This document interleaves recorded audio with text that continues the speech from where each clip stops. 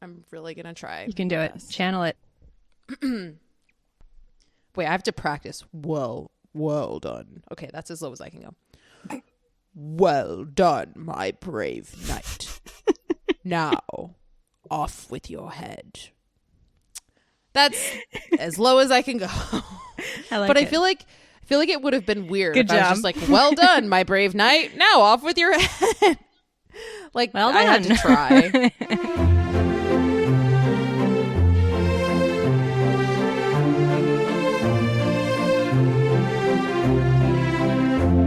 Welcome to Your Pick, a film podcast. I'm Tatum. And I'm Geneva. We are two friends who love movies and love sharing them with each other. Each week, we take turns picking a film that is close to our hearts and talk about why it moves us, to tears, to laughter, and everything in between. We celebrate the craft of filmmaking, as well as the unique and personal ways we find meaning in the movies we watch.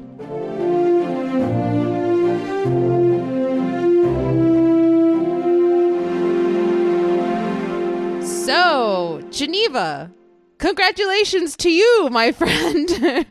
Thank you very much. Congratulations right back at you. Yeah. So this is our 1-year anniversary episode, which is super exciting because I don't know about you, Geneva, but when we started this, I had no idea how long I was like 3 months tops. I was like, we could do 5 years. We could do 5 weeks. I have no idea. Who's to say? And here we are 53 episodes later. Wow. So thank you to any of the listeners that we have who have been with us since the very beginning. I don't know if we have any of those, but if we have one, thank you for your service. We appreciate you.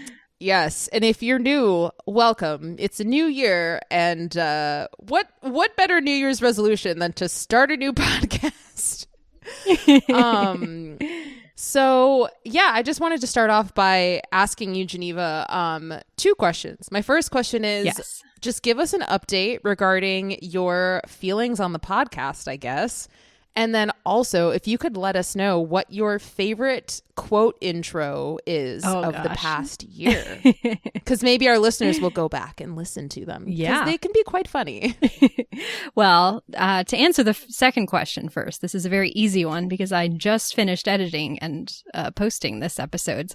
But it is me attempting to imitate Barbossa on our Pirates of the Caribbean episode, which... Golden. Just absolutely golden. About. I truly don't know when I've been more transformed by a character. His spirit just took over my body. I was channeling his energy, and I think it turned out great. It was phenomenal.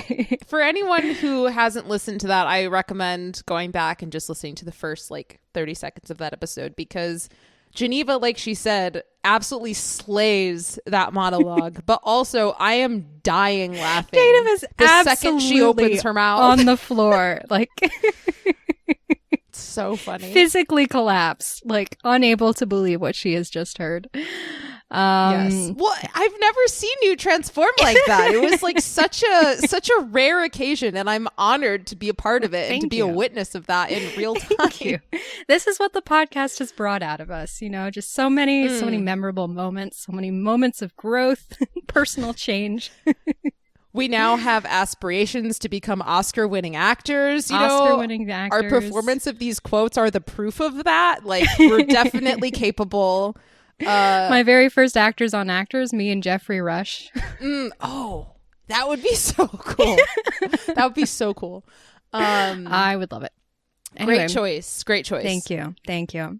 To answer your first question, this has been such a wild ride. I've had so much fun doing this. It's been it's been crazy. It's been a lot of high learning curve for me. Tatum probably remembers sort of how unsure and reluctant I was at the beginning, and still am. I've still got quite a ways to go. But I think it's been really good for me. It's really helped me to become more confident in myself in certain ways, become more confident in my opinions, slowly learning how to express myself better, because as Tatum knows, I am not good at verbal processing or articulating my thoughts. I tend to be like, I have to sit down with it in a quiet room and write it out before I know what I want to say. And so the experience of being in front of a microphone and having to suddenly form new thoughts out loud is it's a tricky one. But yeah, I think this podcast has been really helpful for me. I think it's been a really real joy to be doing this with you, Tatum, as a, we've been friends for such a long time, but doing this, drastically different, thing together, this like new thing that we're both trying. It's been ups and downs, but I'm so thankful to have you as my podcast co-host and for the conversations that have come out of this, for the ways that we've learned about ourselves, about each other, that we've grown. Yeah, I've had a great time over the past year. I am so thankful for all the ways that it's helped me grow and all the things that it's brought into my life, the ways that the new movies that it's introduced me to. Yeah, I've had a great time, not without its challenges, but totally very excited about what we've accomplished. Yeah, right back at you, friend. Yeah. So I guess I'll go ahead and answer the same questions. So I wholeheartedly agree with Geneva that the Curse of the Black Pearl intro, I think, tops all of the others. But that being said, I wanted to highlight. I feel like we're building it up too much. People are going to go to it and be like, maybe it's just for us as friends. It's great. Maybe the listeners are like, yeah, go in low expectations. You'll be delighted. Yeah. Anyway, sorry, keep going.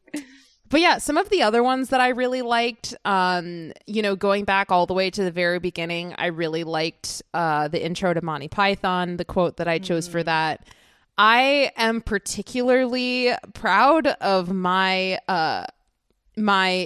performances, impressions, I don't know what to call them, for our Pulp Fiction episode, as well as our Incredibles episode. It was really fun to channel my inner Edna mode. That was just like a blast.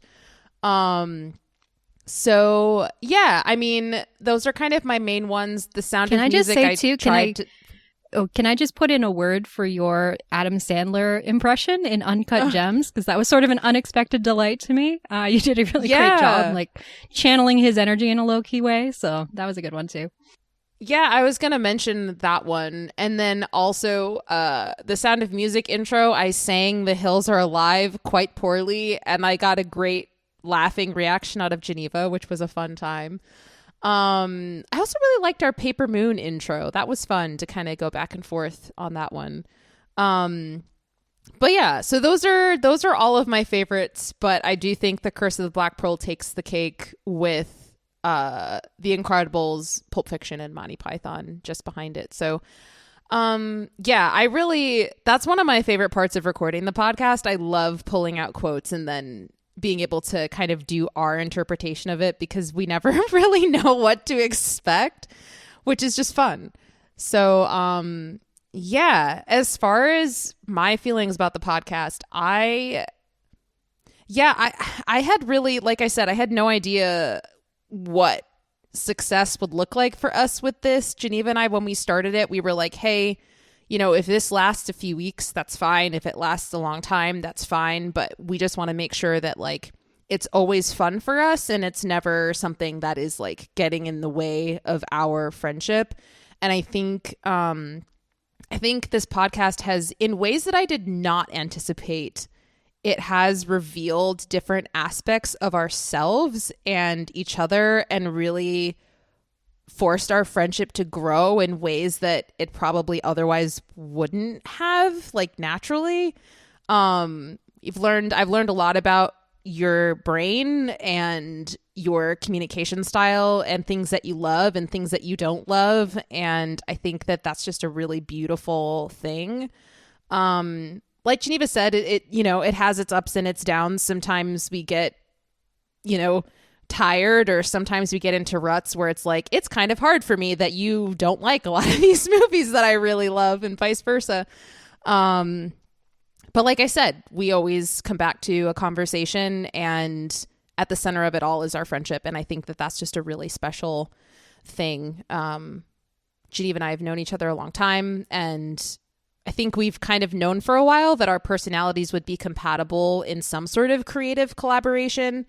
And I'm just so grateful that we kind of solidified what that was. And I'm honored to get to do this together and with you. You know, even though we have very few listeners, it doesn't matter because we have a great time. So, yet we have very few listeners yet.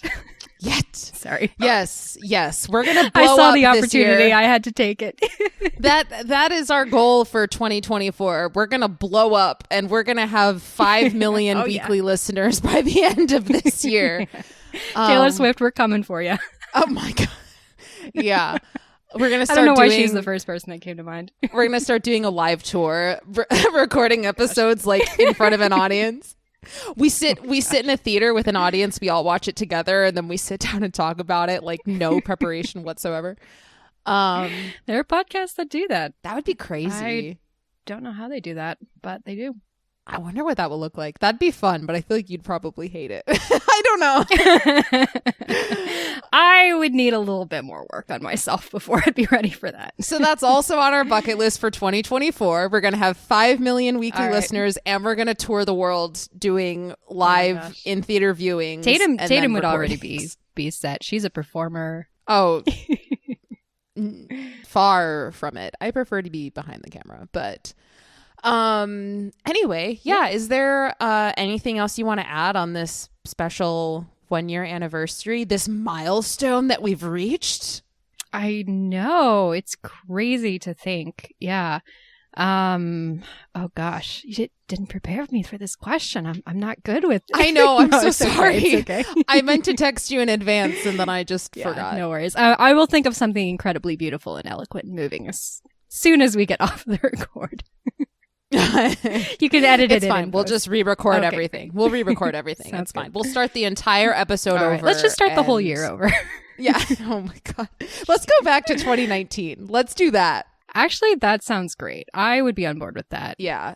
Well, we could just collectively move back the clock. I don't know if I want to go back to 2019 because then we'd have to experience 2020 through now all over again. So like, oh, I thought we were going back to a parallel universe 2019 where COVID doesn't happen. Maybe we just need that's what I want. Maybe we're just in the darkest timeline and we need to we need to roll another dice as we order pizza. Don't you see the black beard, the black goatee that I have taped around my mouth? Indeed. Yes. Let's go back to our pizza party and roll the dice again. It's a community reference to anyone who's not familiar. Of course it is, Geneva. Exactly. Of course it is, Geneva. Roxanne, no.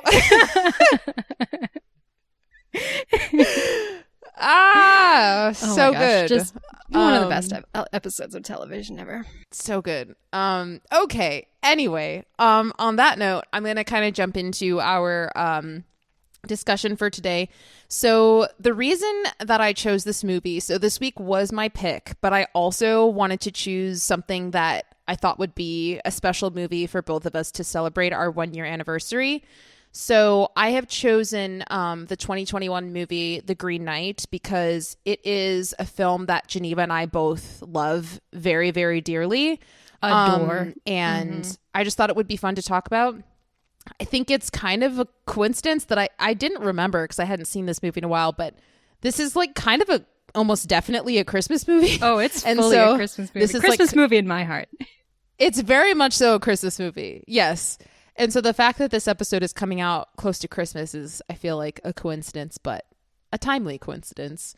So yeah, all of that being said, I just want to give context for why this episode was chosen. I have no idea how long this episode will be because her and I both adore this film. So if you're ready to come on this journey with us to our version of the Green Castle, please come. If not, come back next week. I don't know. Do whatever you want. Do whatever you want. No, but seriously, if you have not seen this movie, please go watch this movie. It is so good. It's very good. Yes. Just be prepared to like activate. Well, no. Anyway, I'm not going to say that. We'll get into that later. Ooh. Anyway. Right. Okay. Here we go. All right. Today on the show, we will be discussing David Lowry's cult epic masterpiece, The Green Knight, which he wrote, directed, and edited.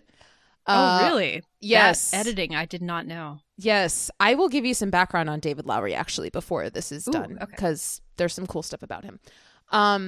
But yeah, so released in 2021 and based on the 14th century poem Sir Gawain and the Green Knight, this film tells the story of Sir Gawain, the nephew of a great king who accepts the challenge of an unknown Green Knight in the pursuit of honor.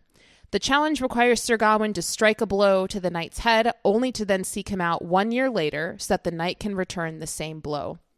While on his journey to find the knight, Sir Gawain stumbles upon many visions and confronts many temptations that attempt to distract and deter him from his ultimate goal.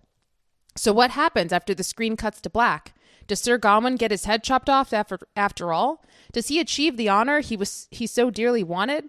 What is the significance of the lady's monologue? What the fuck does the green cloth belt mean anyway? These are all questions that we will discuss today, but before that, here's a little background on the production of the film.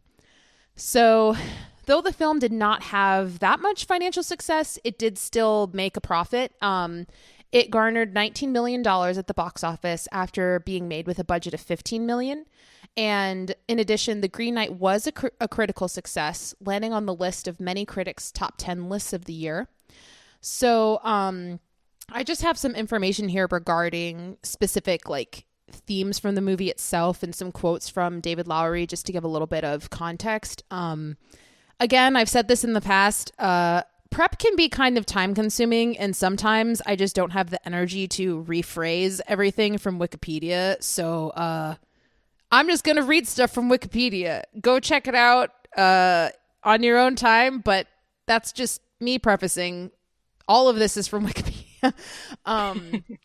So some of Lowry's thoughts regarding the end of the film. So this says, while Gawain's ultimate fate is left ambiguous at the end of the film, Lowry originally shot a more explicit and definitive ending, but felt that it would affect audiences' feelings coming away from the film.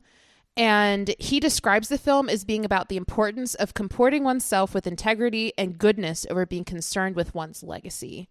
Though the question of Gawain's ultimate fate is left intentionally ambiguous, Lowry stated that he wanted the possibility of Gawain being beheaded to be a, quote, positive thing. He faces the fate bravely, and there's honor and integrity in that.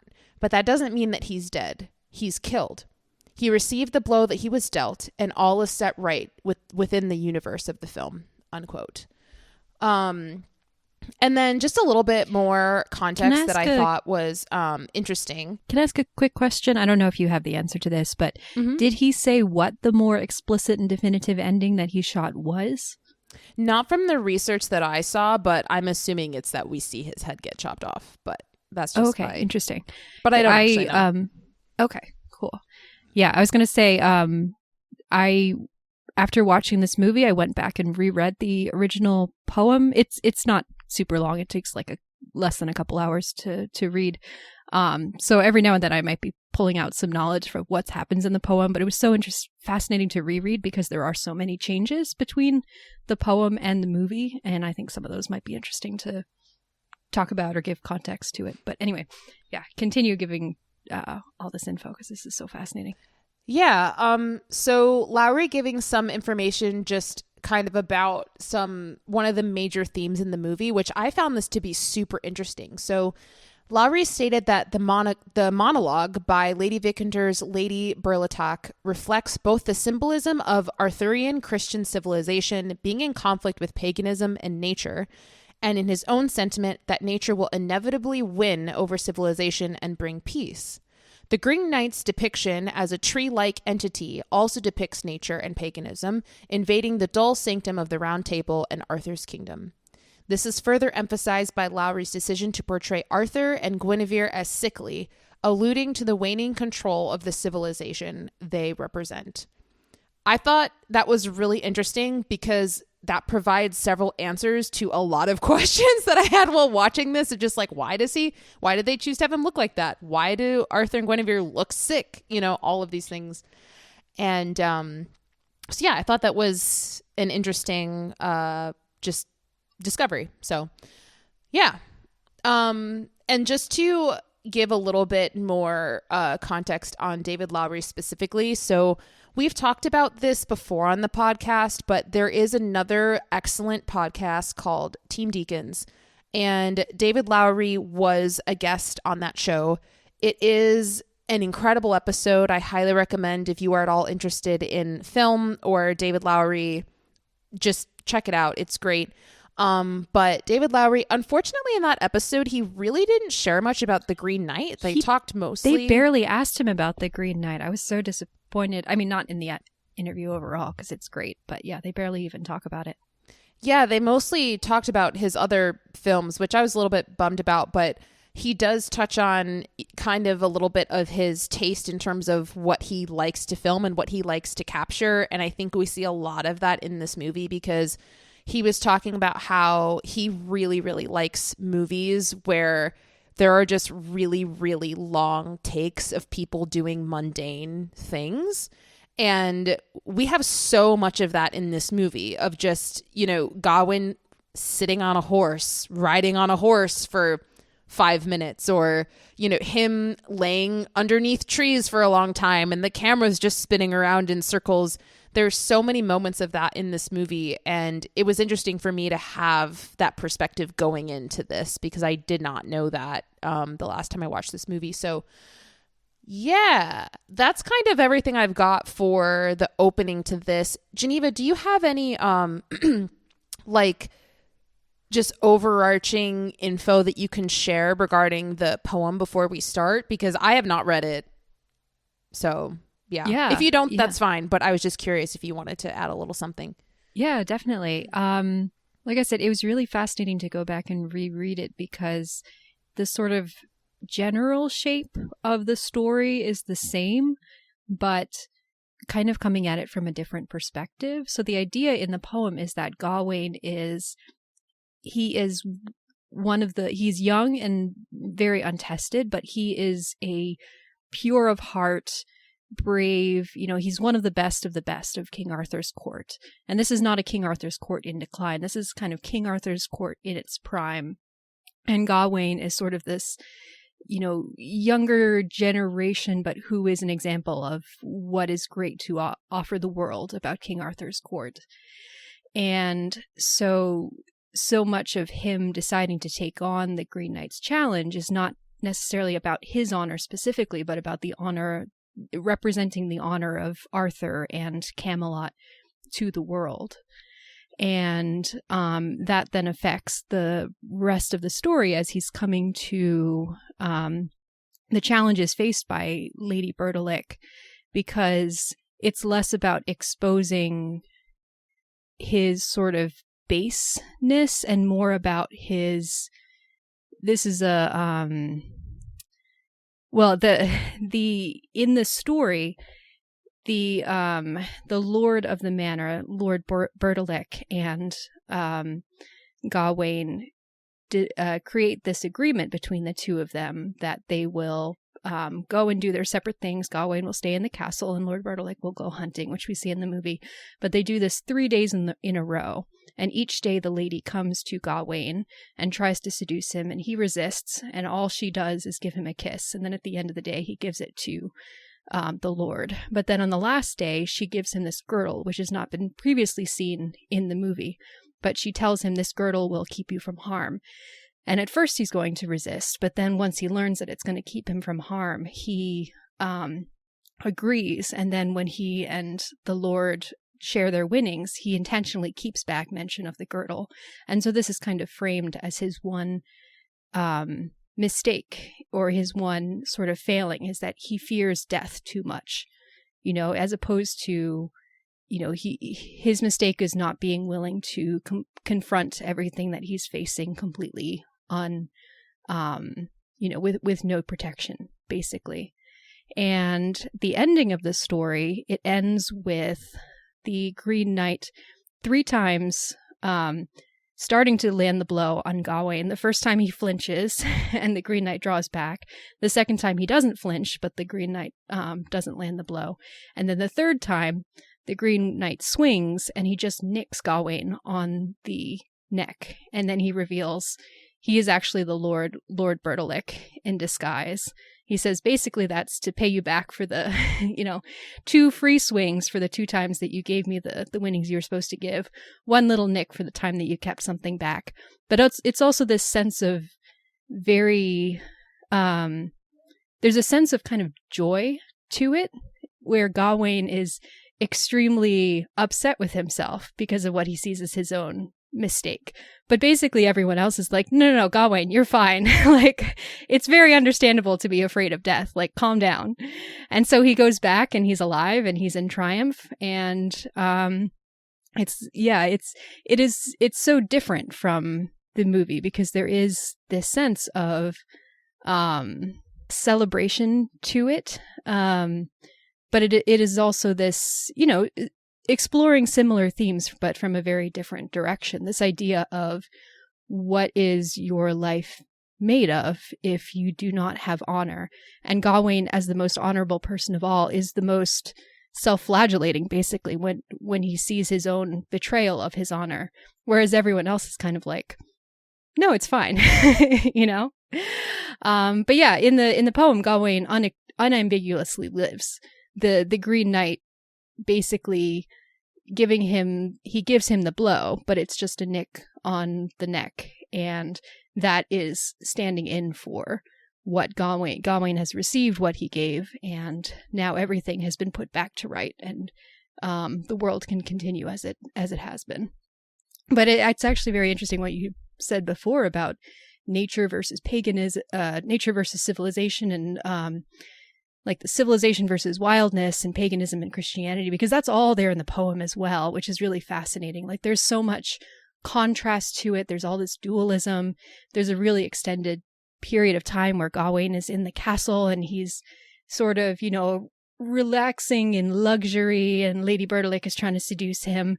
But then it keeps cutting to these really, really extreme, like visceral descriptions of Lord Bertilick hunting and like flaying the rabbits that he's hunted and things like that, and kind of cutting between the sort of masculine, feminine, wildness, civilization, like all these different these dualities that make up this medieval world. Yeah, it's really, really fascinating. I highly recommend reading the poem because it's so, in some ways it's so, foreign to our modern imaginations, but in some ways it's so close as well.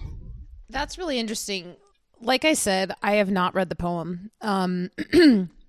But based off of what you just said, it sounds like, at least in my interpretation of it, it sounds like the poem and the movie are very different, in the sense that I feel like with the movie, it feels so vague and ambiguous to me that you could kind of attach so many different meanings to it depending on who you are. Like, I've seen some people respond to this movie by saying that this movie is ultimately about facing the reality of life, and that no matter what you do, life isn't worth living, and so you might as well just die, and that's the best option, and so you die with honor, and that's better than living out the rest of your life. And then there's some people who come out of this seeing it as like a completely abstract thing of like, no, he's just tripping balls the entire movie and he's just like on drugs.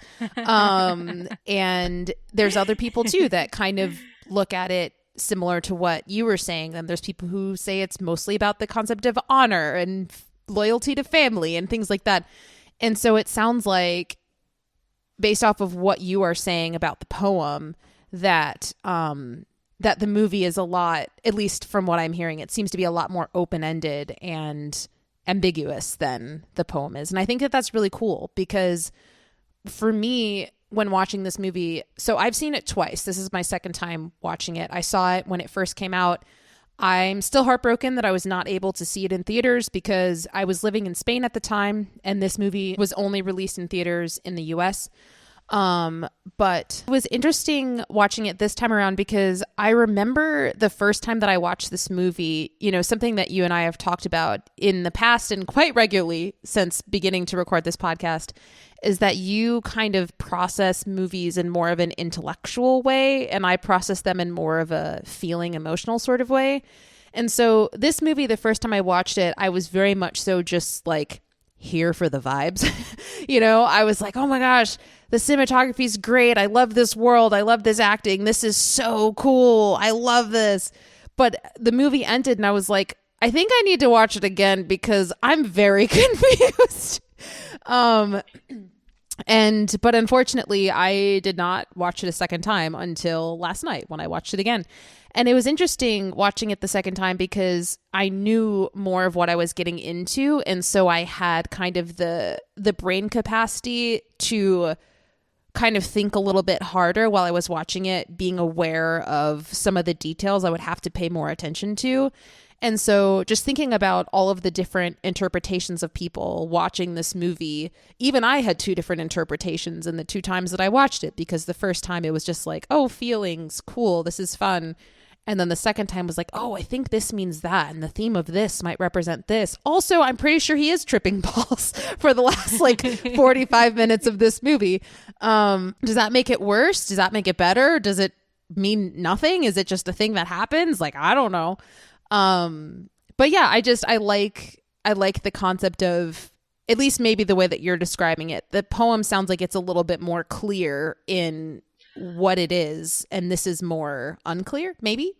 Yeah, I mean, yes and no, because it's like with any great work of literature that endures throughout the ages, one of the reasons that it will endure is because there are a lot of ways to interpret it, and there are a lot of different themes to draw out of it and ways that you can apply it to changing situations. So I wouldn't say it's a work that's completely just clear and explicit, because I mean, too, with a lot of medieval literature, it's like so much of it is allegorical, so much of it is, you know, mythical or archetypal. You know, it's not psychological reality that we're dealing with. It's a completely different mode of telling stories.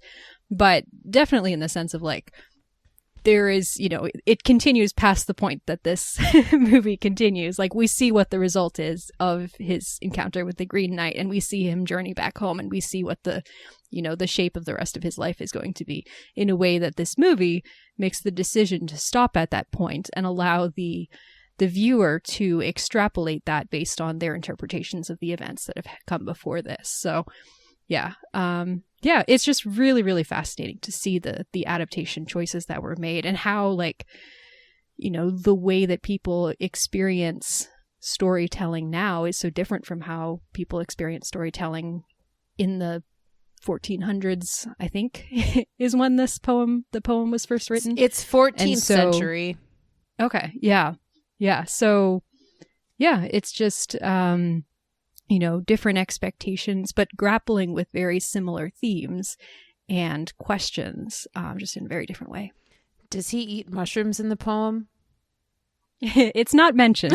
Actually, what's really interesting is that basically nothing between him leaving Camelot and him meeting up with the Bertilects is explicitly mentioned in the poem. It just basically says, like, he journeyed for a long while. It was really difficult. He saw some giants at one point. He battled some wild animals, and then he found the Bertilects manor. You know, it's basically everything in between was made up by David Lowry. I think a lot based on... I love that. Yeah. Like, I know it's drawing from some other legends, like the legend of St. Winifred is a pre-existing Welsh legend that he drew in and placed within there, which I think is really cool.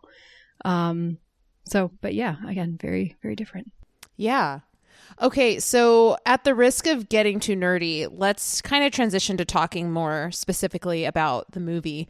So I wanted to start off by just reading the opening quote that we have for this movie, just for context.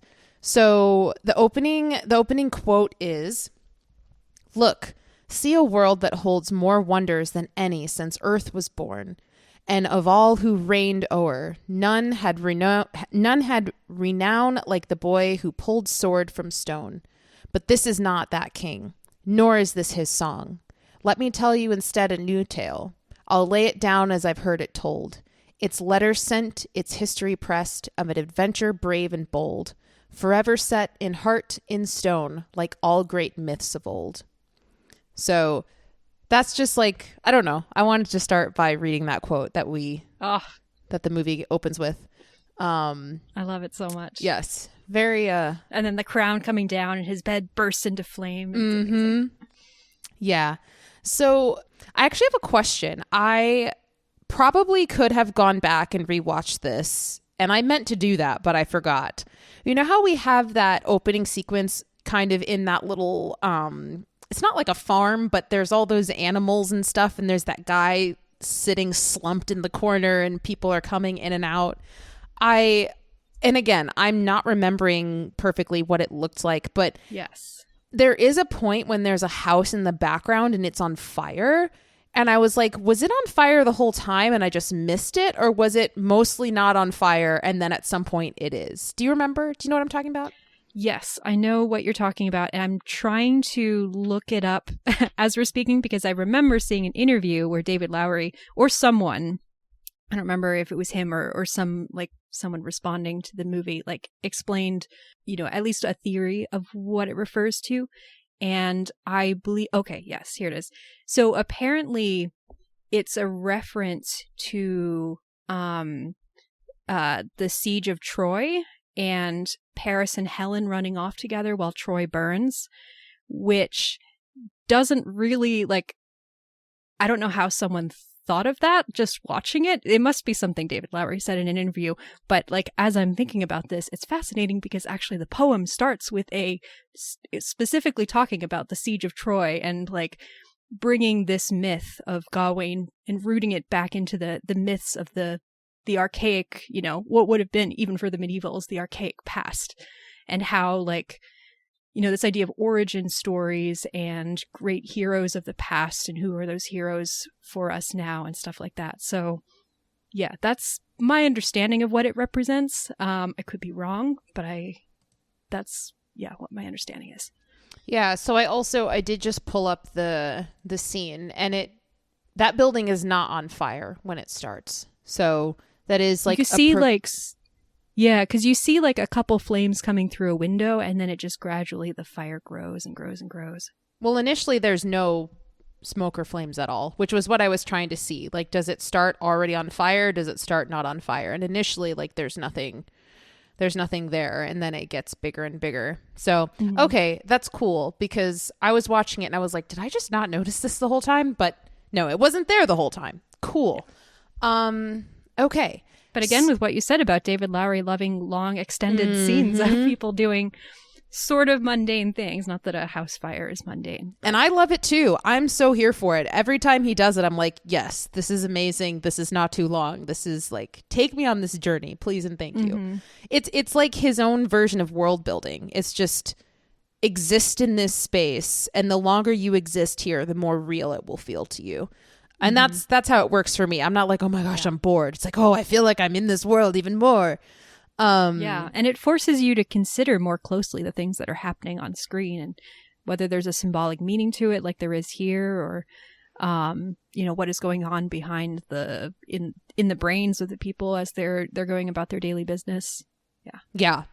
So, kind of transitioning from that a little bit, my next note that I have is just straight up recognizing that from the very beginning, we have a very, I don't know if unique is the right word, but a very distinct cinematography style that's going to be occurring throughout this movie, because Sir Gawain kind of wakes up and he's in this brothel, and we see as he's walking out, the camera's kind of below him and it's on an angle, and the camera is just so interesting in this movie. The camera is almost like a character in and of itself, because it, like we've said, we have long shots where it's doing 360 turns and then back around the other way, and the camera flips upside down and it's sideways. And I just love how that's established from the very beginning, that there's something kind of magical and fantastical going on in this world. And it's not in my opinion, this isn't meant to be seen as reality. It's meant to be seen as, I don't know, this artistically fantastical land, which I love, because Tatum loves artistically fantastical lands. Yeah. Well, sometimes it seems very detached from the story. I mean, those David Lowry long takes that are kind of from a distance. I forget what the technical term from that is, but it's a very sort of... What, wide shots? Yeah, it's a very detached, analytical way of shooting a film. You know, it's very much you are the observer looking in on another world. But then, like you say, there are these shots like the camera flipping upside down as he's journeying further and further into this world that's just increasingly enchanted and unknowable and terrifying, that are very subjective and very, you know, placing you alongside Gawain in this fantastical journey. And so the way that it kind of switches between those two modes seamlessly is so entrancing to me in this movie. That's interesting, because I would say that the wide shots do the same thing. Like, oh, interesting. How so? I feel like when the shots, because there's so, I mean, I want to know what lenses they were using, because it's so incredibly wide. Every some of these frame shots. of painting. Yeah, it's gorgeous. It's crazy. And for me, it kind of makes me feel like, oh no, you're not just looking at this character, you're looking at all of their surroundings as well, which kind of reestablishes like you are here and you are in this world with this person, and you're seeing, because like even the fact that the camera is moving in 360, it's like you're seeing all of the aspects of what they're seeing. And I don't know, I think it also kind of depicts a lot of what Gawain is going through, of like he's in a lot of ways very isolated in this movie and kind of on his own hero's journey of just him all by himself. And sometimes people come in and out, but he kind of feels like his own little entity, and everything else is just there because it happens to be there. And so I don't know, I feel like the wide shots communicate just as much as everything else, that the world of this character is like, we are seeing his world. Like it's his world. We're just living, you know?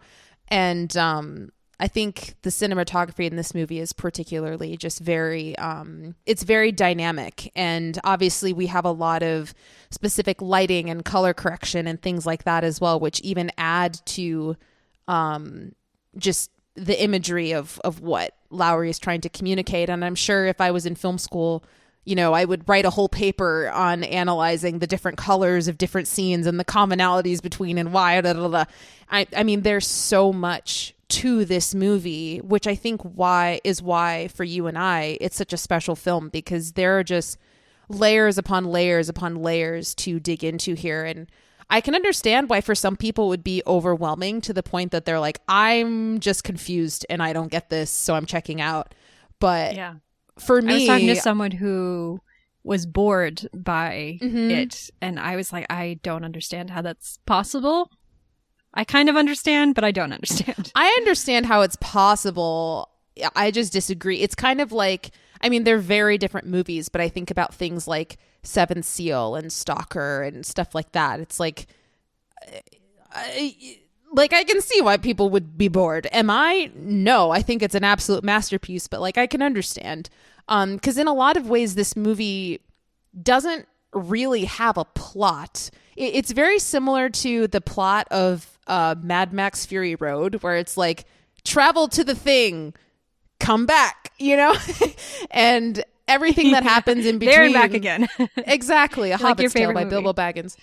Yes. And so I just, especially hearing your perspective from the poem and things like that, I just love all of these elements that Lowry has added in between to really kind of emphasize more about Gawain's state of mind and, you know, his emotional journey that is happening to him while on this physical journey.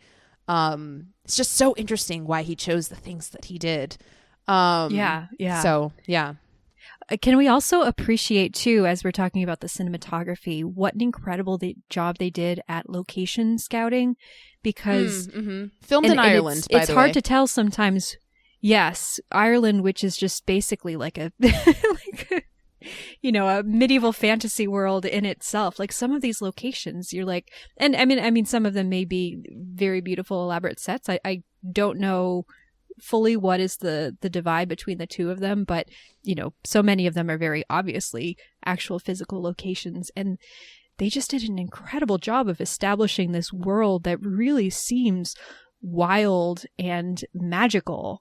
And unknowable, you know? Like, and this is the thing that sorry. I took a class in medieval fantasy literature in college, which I loved. I didn't and like know it's all flooding that. back to me. Why have you never told it was me that? so much fun. That's where I first read Sir Gawain and the Green Knight. And, you know, we read a bunch of Arthurian lore and stuff like that. And this idea of the knight errant where, you know, it's like there's the sort of safe civilization of Camelot, but then the knight ventures out of doors, you know, trying to go and bring a little bit of peace and justice to the world. And they venture into this world that is just completely vast and terrifying, and there are strange mystical things that you wouldn't see if you stayed home in your, you know, safe, comfortable land. But if you go out, you see all these wonders and enchantments. Like, it's just such a cool idea. This movie conveys it so well. It's a scary world out there, Frodo, walking outside your door. And if you don't keep your feet, there's no knowing where you might be swept off to. The wise and wonderful Bilbo Baggins. May he rest in peace. Actually, no, he went to Valinor, so he's living forever. Mm-hmm. We love Valinor. Okay, yeah, I'm not going to be nerdy about that. So if there's ever an episode to be nerdy on, I feel like this is a good one. Yeah. So there's just one more thing I wanted to mention regarding cinematography. Oh, first of all, the cinematographer, let's give him credit. His name is Andrew Dross Palermo. So just want to shout him out. The snaps. Great job. But I also wanted to mention, I found it very interesting that in the round table room, when Gawain first enters and we have this scene with, before the night comes in and everything, there's a lot of balanced shots here. And again, if I were to go back and write a paper about this movie, there's so many things I could analyze, but I find it very interesting that there are certain moments when the camera is so specifically and intentionally kind of just like warping our perspective and doing crazy things. But then there's other scenes where it's very clearly just being like, no, this is a perfectly balanced shot and the camera is staying in place, or it's just moving very in a straight line, a straight tracking shot. I just think that it's really interesting, the juxtaposition of those two things. And also, speaking of juxtaposition, I found it to be, I appreciated this so much this time around. The scene where kind of the entire scene in the round table room and kind of cutting back and forth between his mother, the witch, and them doing their ceremony and then going back. I just loved the intercutting of that, and also just like kind of learning that, again, David Lowry edited this movie himself. And so apparently it took him a year to edit that scene alone, which I think you can see how much care went into choosing the specific moments when you're going to cut back and how tight the camera is and which choices we're making. And I just thought it was really, really cool. And especially since from the research that I did, it doesn't seem like the mother is as much of a prominent character in the poem, but the fact that he really gave her a lot more material here, and it sounds like he introduced this idea of her creating this spell that even brought the Green Knight in the first place, which I think is such a fascinating choice.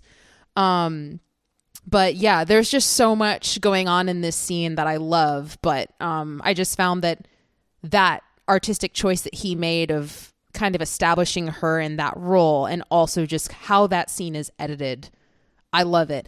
Also, I am obsessed with the sound design of the Green Knight when he moves. I don't know how or what, where, by whom, like I have no clue how they created that sound, but it has this incredible ability of like, it's kind of a haunting sound, but also kind of an intriguing sound of, ooh, what is that? That's kind of cool. But also a very Fantasyland sound. I just think it's really, really incredible. And kind of how when he walks, it's so heavy and so loud, but when he moves, it's kind of creaky, and it's so cool. So yeah, those are some thoughts I have about that particular scene. Yeah, just the character design of the Green Knight and the decision to make him a tree man, basically. He's an Ent, In Yes, the poem, he's an just Ent. described as he's a big, physically imposing knight who's green. But in this movie, it's so making that connection between the Green Knight and the earth, nature, wildness so explicit.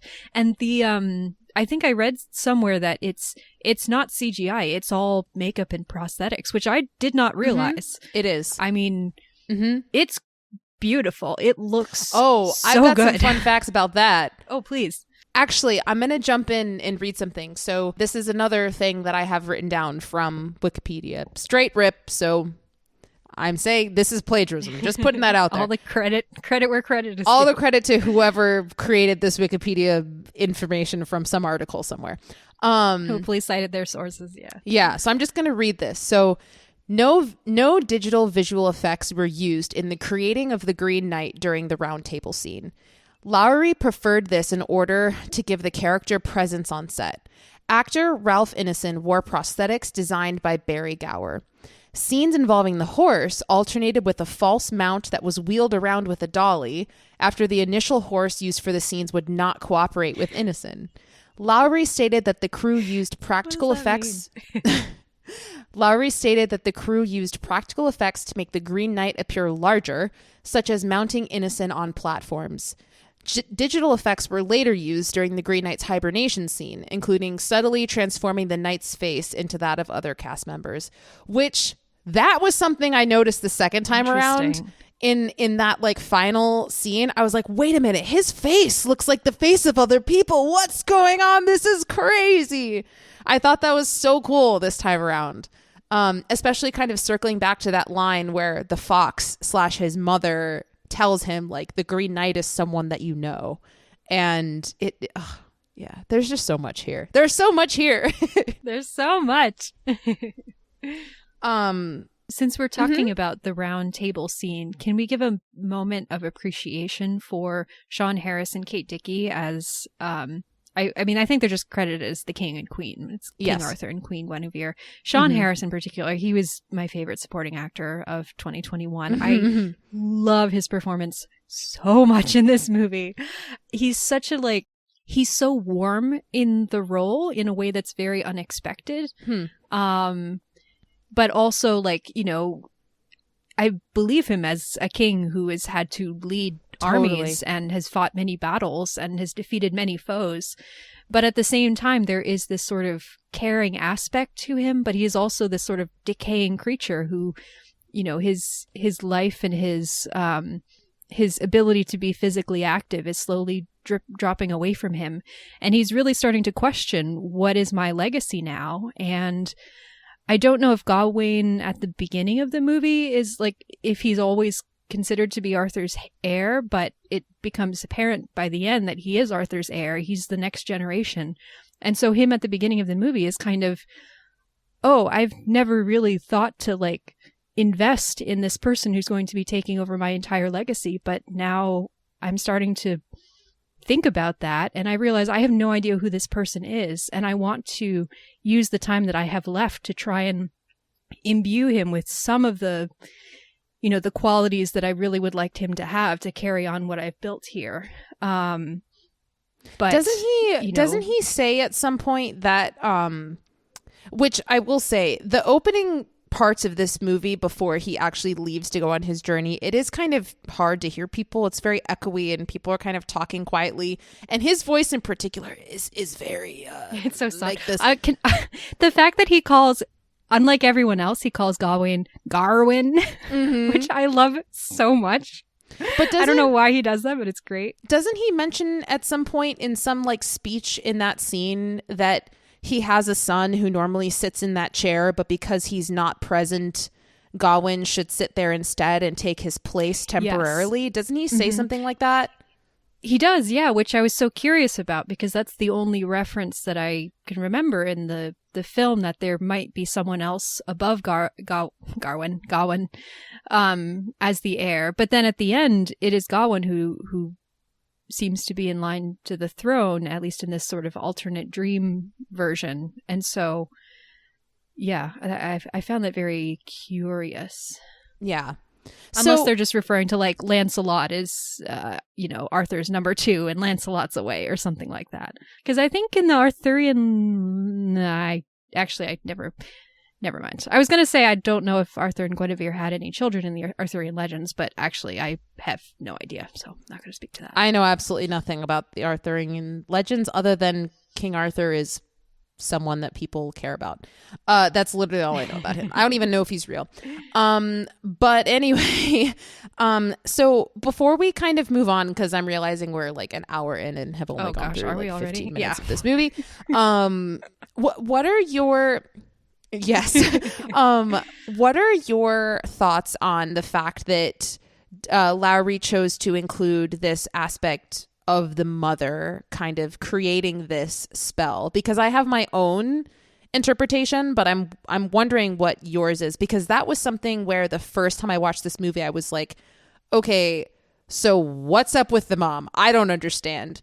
But this time around, I actually have a little bit of a takeaway from what that might mean, but I'm curious to hear your thoughts. Yeah, I was really paying so much more attention to the mother this time around. I know, right? Yeah.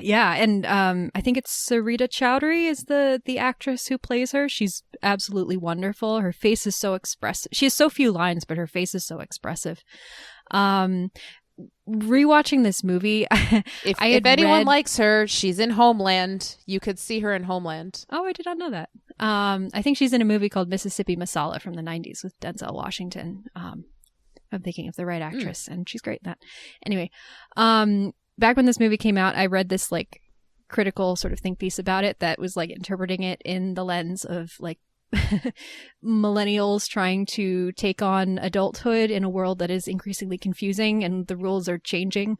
And I kept thinking about that and kind of interpreting this movie through that lens on this rewatch. I think the mother character is so fascinating in framing the whole story as this is a mother who is trying to test her son and bring something out of him, and then starts to get worried because she doesn't like what the results are and is, sort of trying to potentially shape the results or push her son into growing through what is happening. I found that really interesting, and trying to interpret the different things that he encounters and think, oh, is the fox his mother? Is the fox not his mother? What does the girdle mean when she gives it to him? When it reappears, is that her, or is that someone pretending to be her? Like, there are so many different ways to view her influence in this movie. And I'm still trying to unpick it all. But I think rewatching the movie and really focusing in on that mother-son relationship, even though she's in the movie so little, I think her presence is so heavily felt because, she created the Green Knight. She created this entire game.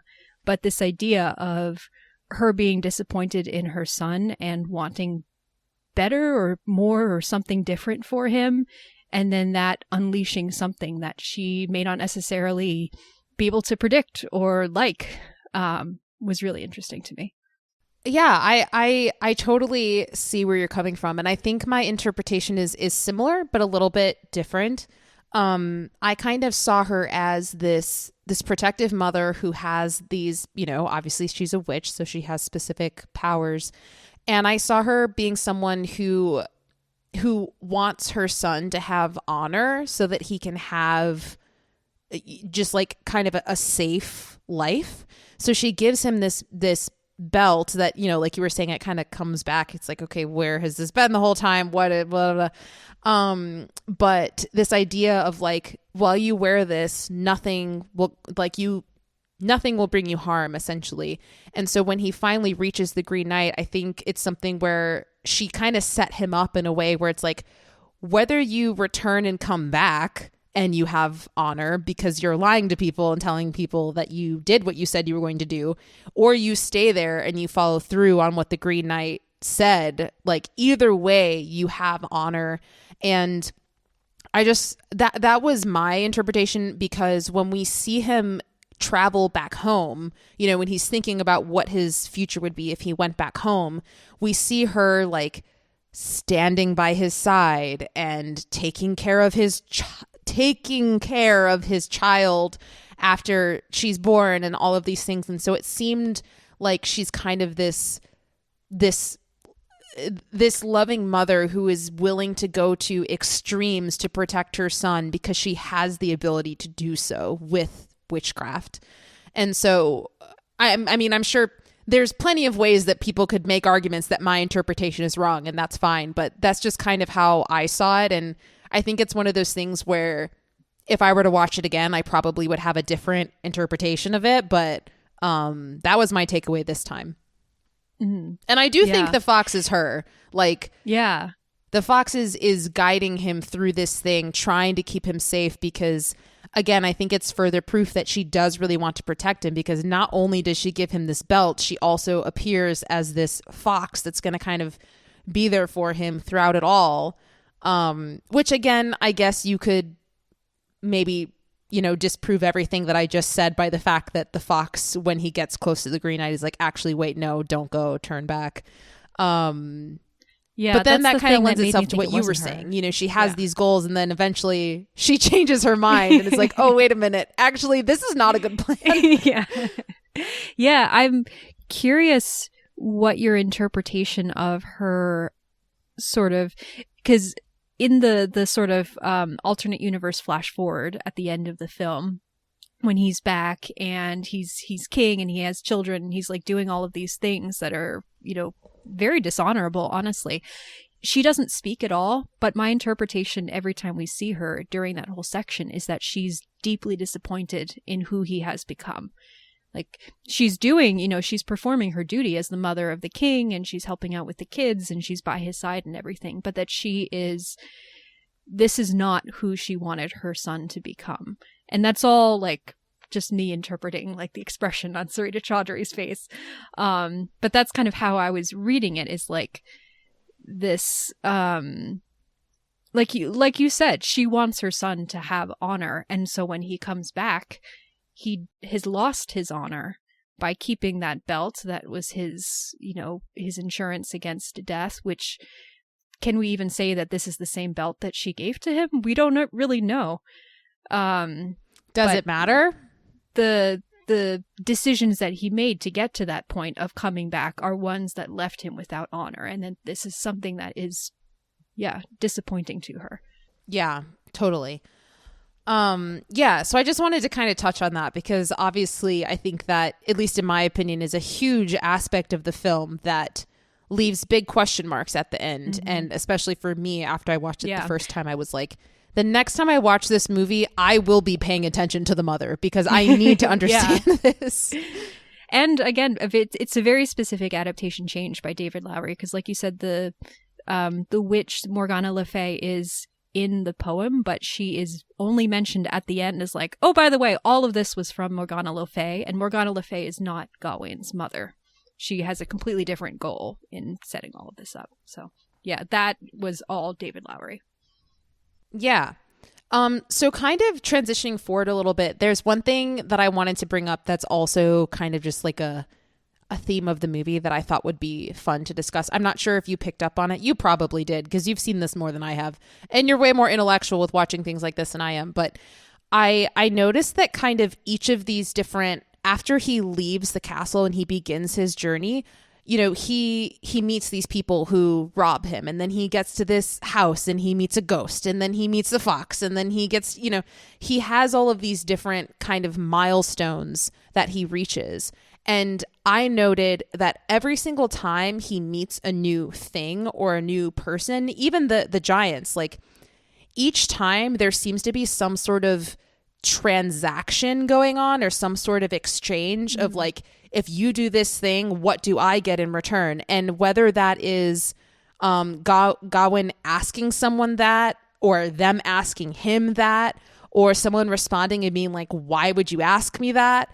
I just found that to be really interesting, that every single person or thing that he bumped into, there was some sort of either exchange of goods or attempt to exchange goods. And I just noted that. I don't really have any sort of interpretation about it at this point, but I wanted to bring it up. I'm not sure if you have one. Yeah. Oh my gosh. Yeah. really glad you brought that up. That's so fascinating. I mean, I think it comes to this sort of larger theme throughout the film of what does it take to be a knight? You know, Gawain's status as a knight, not knight in training, that sort of thing. Because knighthood is what he wants. That seems to be his goal. But he's constantly, I mean, you know, he's telling people, I'm not a knight, I'm not a knight, I'm not a knight. They're always assuming that he's a knight or, you know, calling him out on his behaviors. Like, that's not what a knight would do. And he's like, well, I'm not a knight. And they're like, but that's not what a knight would do, you know? I remember... This is like separate from my medieval fantasy literature class. I watched a series of lectures on Arthurian legends, and the professor was talking about how in Arthurian legends, there's often this idea that the hero, because of the purity of his heart, he will be confronted with a series of choices where the correct choice is not necessarily explicit, but the hero will just instinctively know which one to make. And that's because his heart is pure, because he is a true knight. He has the chivalry, he has the honor. And Gawain, it's like, he does not know what the right thing to do is. He is constantly at every turn making the wrong choice. He will usually eventually stumble toward the right choice, but only after someone else calls him out on it. You know, he's like, he gets directions from the guy. He doesn't tip him at all. The guy's like, aren't you going to tip me? And he's like, fine. And then he gives him a little coin, which is the wrong choice. He's like, yeah, I'll that give guy you. Off. He's like, I'll give you many thanks. Yeah, you have my thanks. What more do you need? Can I just say? Yeah, please. Can I just say how? So I want to touch on a little bit. I feel like the whole sequence with Barry Keoghan and his kind of gang of thugs, I feel like that sequence in particular is pretty self-explanatory, so I don't think we really need to dive deeply into it. But I just wanted to shout out, like, Barry Keoghan being typecast as just like a goofy weirdo psychopath, a little Weasley guy, which he does so well.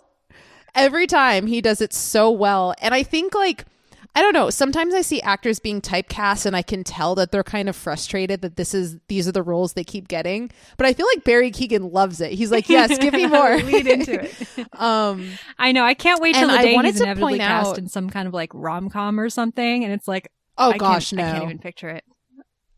I don't think he would take it. That would be super weird.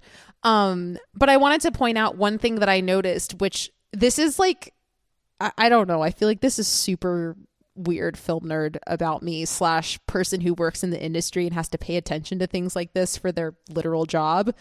I loved the addition of his character. I don't remember his name. What's his name? What is the his Barry name? Keoghan character? Oh, just Scavenger. Yeah. He's called Scavenger. But there is this addition of his boots. One of them is on and the other one, he's only like half wearing it. And so the base of the shoe is like sticking out to the side because his foot isn't in it. And so I was like, that's such a cool detail of this guy who's wearing these like dirty boots trudging through this mud.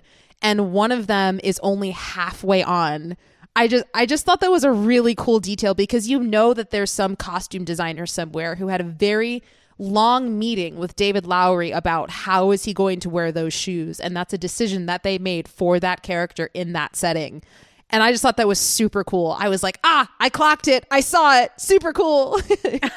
That's so cool. I did not even notice that consciously, but you know, I mean, it's just such a part of like who his character is. It fits so well. That's amazing.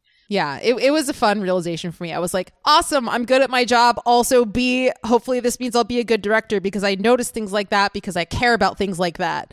But anyway, so yeah, moving forward a little bit, I wanted to ask you, I mean, we've already talked about the beauty of like the wide shots and everything. So I'm not going to keep just going into the trees, the shots of the trees, the wide shots, the like, I can't, you know, we've got some handheld going on here. Like, it's just, you know, we've got fog. Like, there's so much.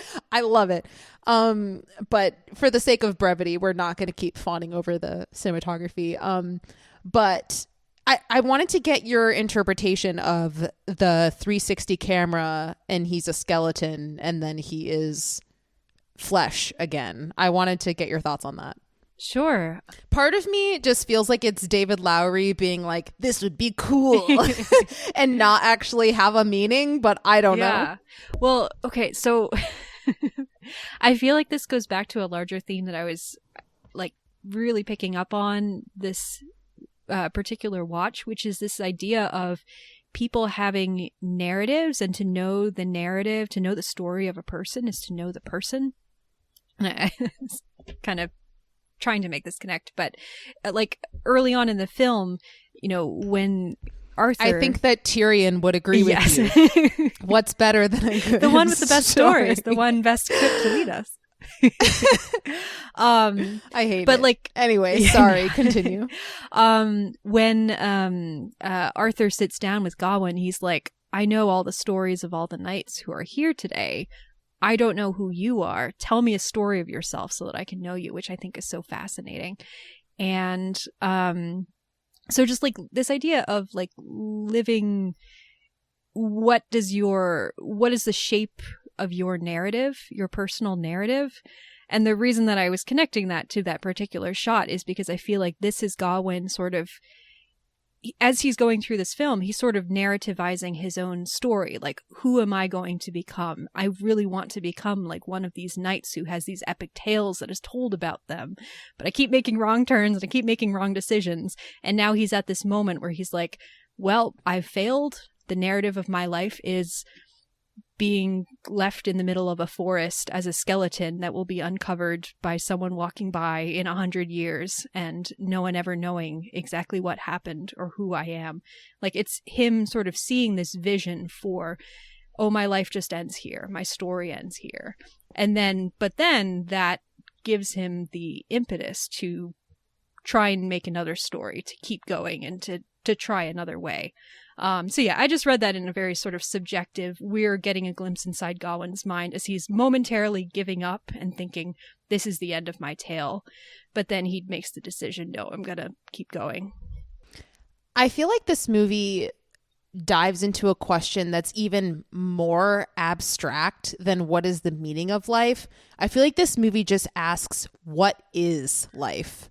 Because there's so much of, we're meeting people that are ghosts, but are they ghosts? And like, does it matter? Because they're real to him. So that makes it, but are they real to him? Because he's questioning it. And, you know, we have his bones on the ground, and then he meets this ghost lady whose skull is under under this like pond, and he grabs it. And, you know, there's so much in this movie that I feel like is just asking the question, what even is life? And I think that it's a very, very abstract question. Yeah. Well, and this idea of like living on through the tales that are told about you after life, or living on through the conception of honor that people have ascribed to you, is a way of extending your life beyond, you know, your physical carnate time on earth.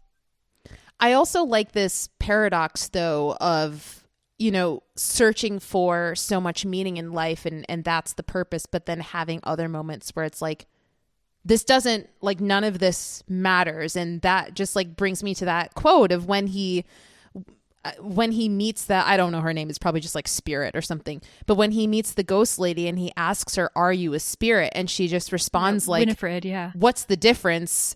Like, what's the difference? I just need my head. And I don't know. There's just this incredible contradiction / not contradiction, but paradox of these two ideas of searching for meaning in life, whether that's honor, whether that's family, whether that's staying alive, or whatever it might be.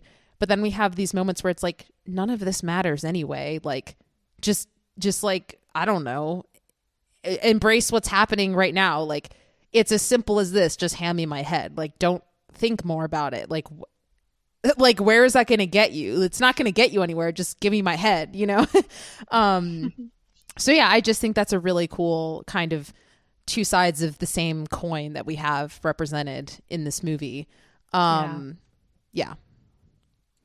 Also, speaking of that character, I remember the first time I watched this movie, I flipped out. I watched this with two friends when I was in Spain, and two of us flipped out when she just like started gliding forward towards yes. him. We were like, ah, what's happening? Because first she's like creepily waking him up while he's sleeping in her bed, and then she's like floating. Like, I was prepared for it this time, so it didn't impact me as much. But I remember the first time I was like, oh no, if this turns into a horror movie, I don't know if I can handle this. But yeah, it's incredibly eerie, and I love it. Yeah. And her performance is so good. The way she's just so like, kind of, she has this sort of innocence to her, but she's so calm and so unknowing and so, I don't know, unflappable, but she also gets affected by the way when he like, she asks him to get her head and he's like, what will you give me in return? And she's like, why would you ask me that? And it's just such a genuine question of like, are you not a person of honor? Like, what is wrong with you? Why wouldn't you just right this wrong? Get me my head, you know? Yeah, I find Gawain to be a really interesting character because I feel like at the start of this movie, it tries to be like, hey, look at this, young guy who's just sleeping around and drinking all the time and life is fun and he's kind of a joke.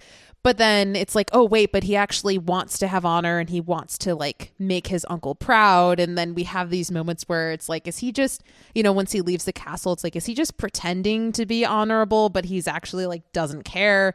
Then there's other moments where it's like, oh, no, he actually seems like an honorable guy who really respects this person that he's talking to. And then there's other moments where it's like, I think you're just stupid and you don't know what to say in this moment. And you've heard other people ask you for things in exchange. And so you think that like, that's just how you're supposed to communicate with people because that's how people like, I don't know. So there's just so much. Well, there's just so much going on with his character, and I'm shocked that we've gotten to this point in the episode and we have not talked about Dev Patel's performance. Like, oh my gosh! Like what? It's just he. I mean, he is, the whole movie hangs on him. He is so good, and I believe him as this character in so many ways. And I feel like with a lesser actor, this movie would have been a complete joke. Like it would have just been like, what? Okay, like this weird guy is walking around having these visions and asking stupid questions, but he just has so much sincerity in portraying this character. He just feels so real, and you see him confident, you see him scared, you see him trying to be strong when he's not, you see him regretting, you see him like having resolve at the end of this movie. Like there's just so many, this character is so dynamic and he is exceptional in every single aspect of how he portrays this character. And I think, can we just keep giving him lead roles? He was so good in Wes Anderson's recent short film. I forget what it's called. Something Mr. Sugar. I don't remember. He was absolutely incredible in that movie. But every single time I see him, I'm like, I want more Dev Patel. Can we have more movies with Dev Patel, please and thank you? I know. Every time I see the James Bond rumors for him, I'm like, no, stop it. I want him in like interesting roles that are not. Yes. I'm not that I don't like James Bond movies, but like, no. Him as James Bond would be super weird. Yeah. I believe he could pull it off, but that's just strange casting.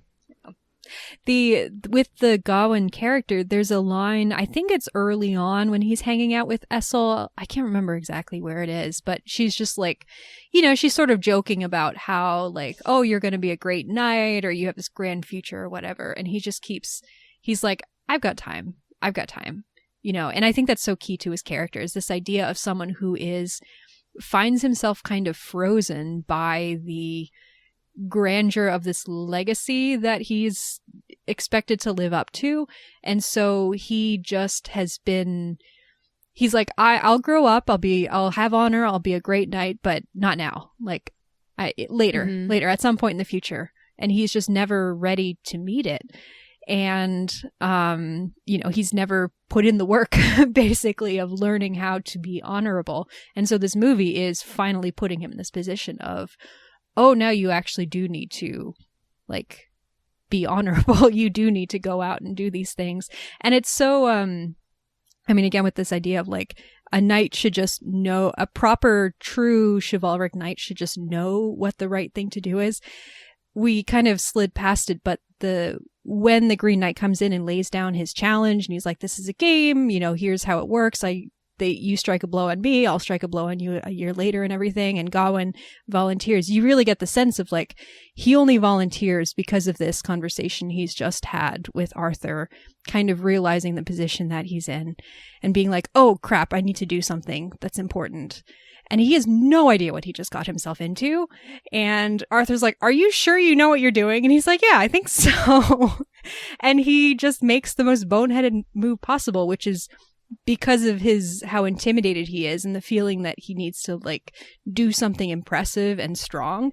He just goes straight for chopping off the knight's head. The knight at no point said, you need to chop off my head. He just said, land a blow on me. Like, could have been a little nick.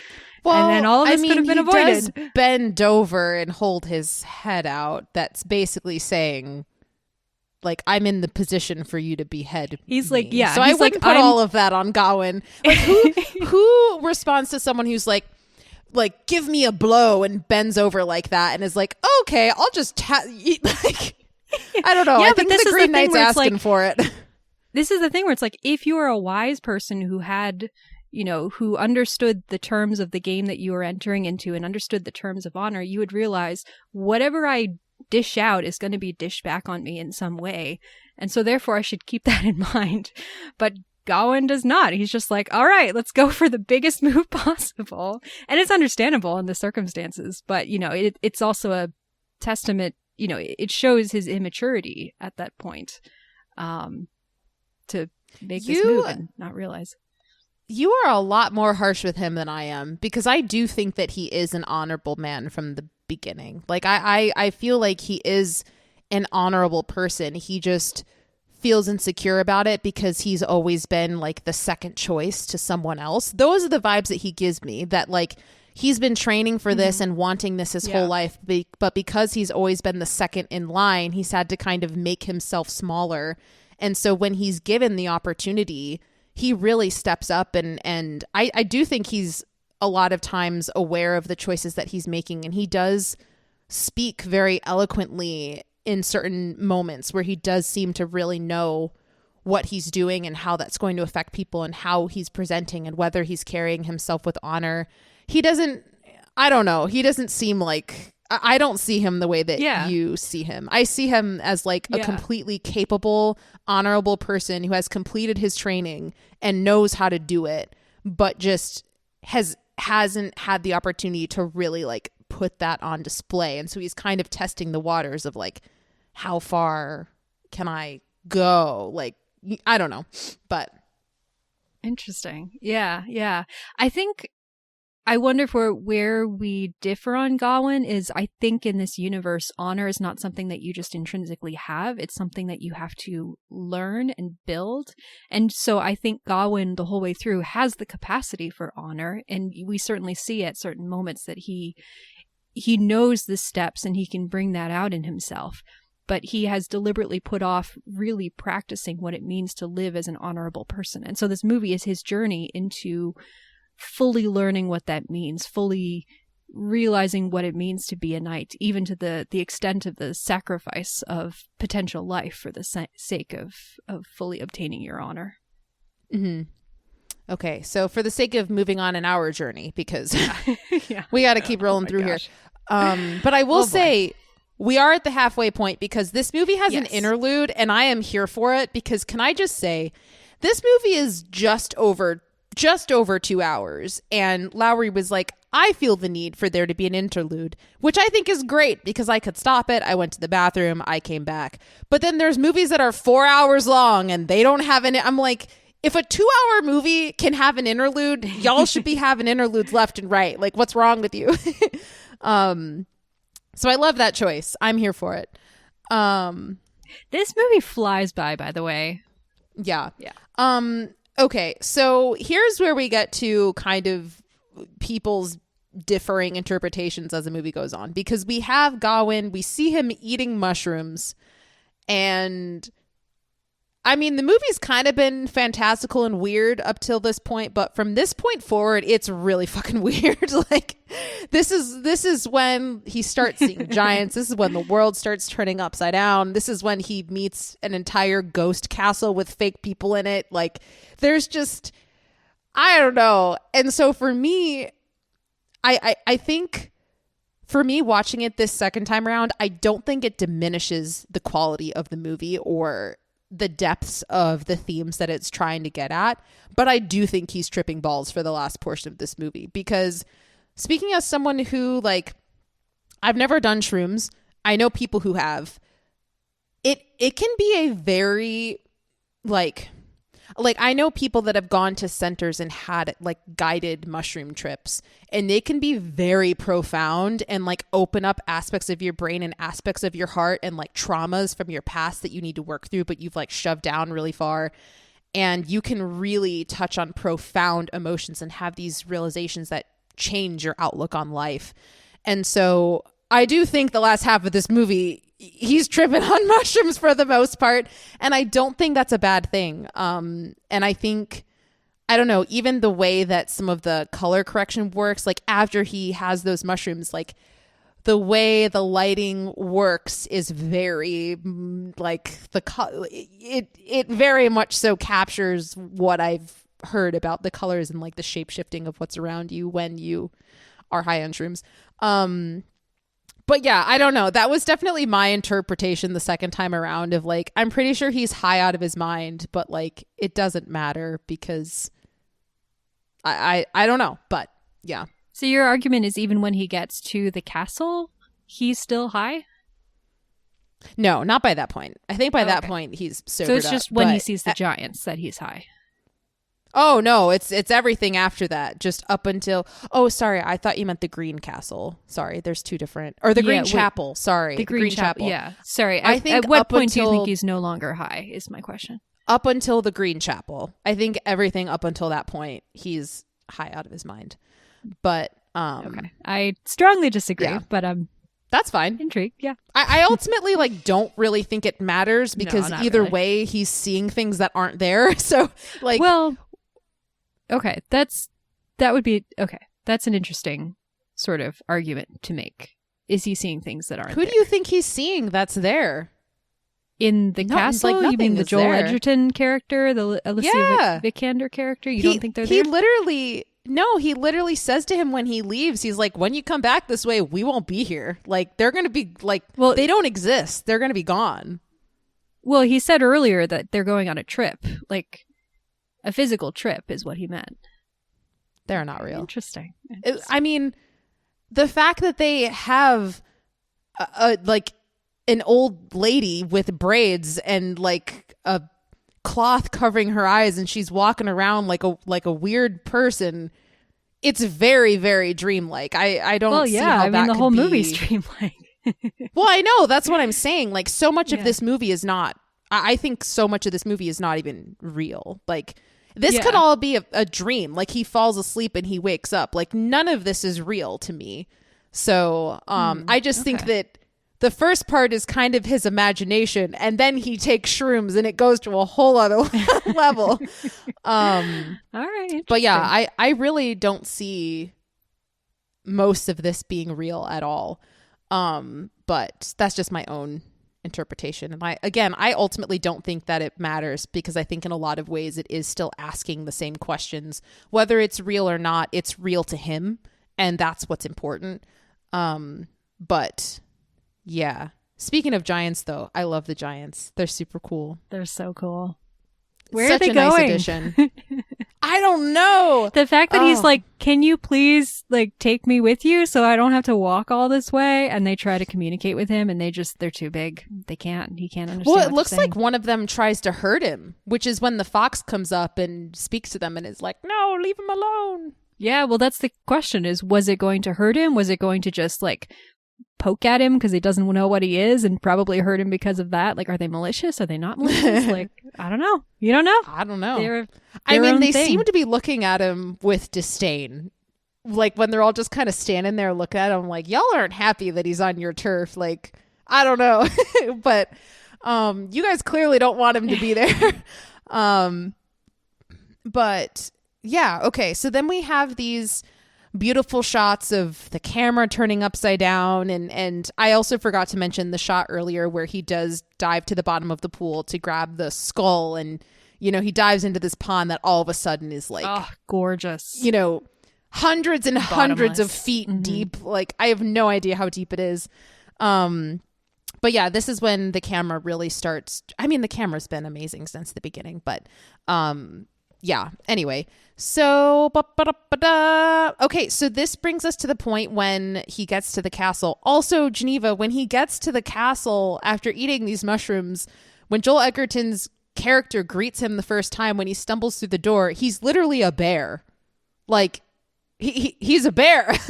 So I'm like, if that isn't tripping on shrooms, I don't know what it is. Like, a bear greeting you like, hello, welcome, good sir, who are you? And then he just pass out on the ground. But that actually, I don't know what this says about me, but I think that is probably my favorite acting moment for Dev Patel, when he walks in and just like collapses on the floor, and the specific angle that the camera has and his head kind of looking, I don't know. It's just like the whole, I'm going to use a film snobby word, but like the whole mise en scène of that shot when he comes in and falls to the ground, I think is so beautiful to me for some reason. And the fact that he's the center of it, and him having this like, I'm so exhausted physically, mentally, emotionally, like I'm hungry. All I had to eat was mushrooms, and now I'm like out of my mind. Which I puked on. I completely puked on. Yeah. So now I'm even more malnourished because I puked up everything that I had in my system. Also, the shot when he's sleeping in the bed with the blue curtains around him, and we're looking down from the top, and the bed is so like great. 20 feet tall. It's gorgeous. It is so beautiful. I love it so much. Yes, that is great. Yeah, that's so funny because in my notes I literally wrote down the shot of him through the front door of the castle, then greeted by a bear, then laying in the blue curtain room. Like, these are the types of notes I take. It's fun. Okay, so then he gets to the castle and he wakes up. I just want to have a shout out for Alicia Vikander's dress in this. Her blue, it's incredible. Like, I was watching this and I was like, I want to dress up like that for Halloween. Yeah. That would be so great. The costume design in general in this movie is so good because it's like, it's not going for accurate medieval, but it's this very fantastical, almost sci-fi structured version of medieval that is so beautiful, and the solid colors and the way they interact with him, the gold yellow of Gawain's scarf, yeah, the deep blue of her dress. Yeah, it's gorgeous. Yeah. So then we're kind of introduced to, she says she wants to paint his portrait, and he's like, I've already had my portrait painted. And she's like, not by me. And he's like, okay. I find it to be very interesting when he finally starts kind of entering into their world a little bit more, and he walks into the room for her to do the portrait. She starts closing the windows, which is kind of signifying like, I don't know your interpretation of this, but my interpretation is like, this is meant to be, because this is his final step basically before getting to the Green Chapel. And so my perspective is that this is supposed to be the final test of like, all of the things that you love are here. You can eat here. You have a beautifully stunning bed here. Like the woman that you love, she is here. You could be with her here. You can have your portrait made here and have it put up on the wall. Like, this is everything that you want it to be. And so the fact that she's closing the windows is very much so like, come stay inside and never leave, you know? And I thought that was an interesting, just like, addition to detail that I appreciated. Yeah. What are your thoughts in general about, I mean, we haven't really talked about the character of Essel too, but you know, Essel, and then the decision to cast the same actress for Essel and the lady of this manor house. I mean, we've passed a lot of her scenes already, but just thoughts on Essel in general. I mean, I don't have a lot of thoughts about her, because to me it kind of seems like the typical situation of like, this is a lord and he falls in love with a whore and she, you know, they want to be together but he can't because honor, and you know, it's just kind of like there isn't anything particularly intriguing to me there, other than like it's another layer to him and his life and like the decisions that he has to make between one thing or another. You know, she has this like great quote earlier on that I don't think I've mentioned yet, but she says to him when he's kind of talking about leaving or whatever, and she says to him, "This is how silly men perish," and then he responds, "This is how brave men become grand." And I think that that's just like really interesting, which kind of lends itself to her thinking that like, I don't care if you're grand or not, it's just like, don't yeah, because she has that line after that, like, why be great, why not just be good, you know? And like so much of the lack of his honor is shown in that latter half of the movie and how he treats Essel, you know, him sort of using her and discarding her as an evidence of his lack of honor. Mm-hmm. Yeah, and like I said, I think the fact that, you know, they have this lady at the castle look just like her, I think it's meant to be like, this is a temptation for you to stay here and not leave, because if you stay here, you could be with her amongst all of these other things, which I think is super interesting when you add the layer to that of like, they have this sex scene with this green cloth / belt thing that he got from his mom, where she's like trying to take it off and he's like, no, I want it. And it's like this twisted like sexual fantasy / relationship with, where you're not really entirely sure, at least for me, until you see kind of the belt afterwards, you're not really aware of the fact that this is about a belt. It seems kind of like a sexual thing, but then afterwards is like, oh, this is about the belt. Like, that's interesting. And so it's just kind of, it shows this other aspect of him where he is clinging to safety. And even though he wants to be honorable, there is this huge part of him that's like, but I kind of really want to stay here because here feels safe. And I know that what's next is like scary. And I just think the concept of him having sex with safety is really interesting. But yeah. Yeah, well, I mean, so much of the themes of the Green Knight, both the original poem and in this movie, is this question of how do you reckon with the fact that your time on Earth is limited? And in the whole conceit of the story is that there's this artificial circumstance that happens that, at least seemingly, makes the endpoint of his life very clear. And this idea that going to death, like welcoming death, is the honorable thing to do, or welcoming at least the possibility of death is the honorable thing to do. The dishonorable thing is to run away from it. And so the girdle coming back, and like, you know, like she says, like, if you wear this, you won't be struck down. To take it then becomes this way of basically cheating, you know, in this game that he has set up with the Green Knight. To take this girdle and to wear it is this way of getting around the rules that have been explicitly established. And so the way that this interaction between the two of them, where you can't really tell exactly what's going on. I mean, my interpretation, she's like basically handing it over to him, but also giving him a hand job at the same time. And so it's like these two things then become inextricably linked. His like, you know, his lustiness, his, you know, down to earthness, it sounds like in a positive way, but like the way that he lives by his carnal pleasures, you know, from the start of the movie, it's, you know, which is a sign of his kind of inability to, his arrested development, his